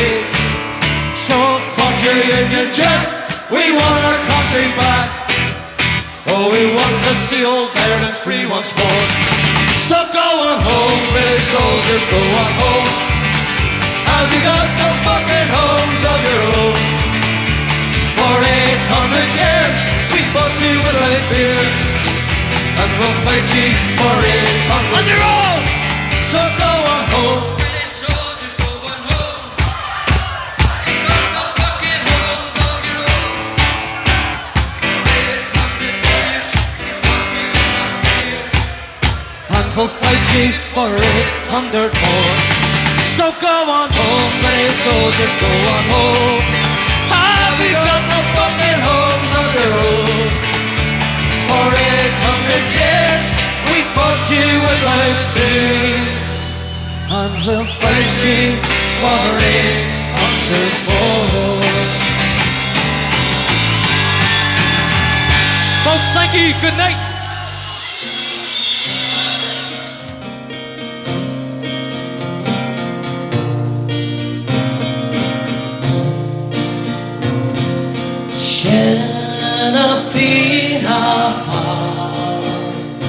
At Safi Alligator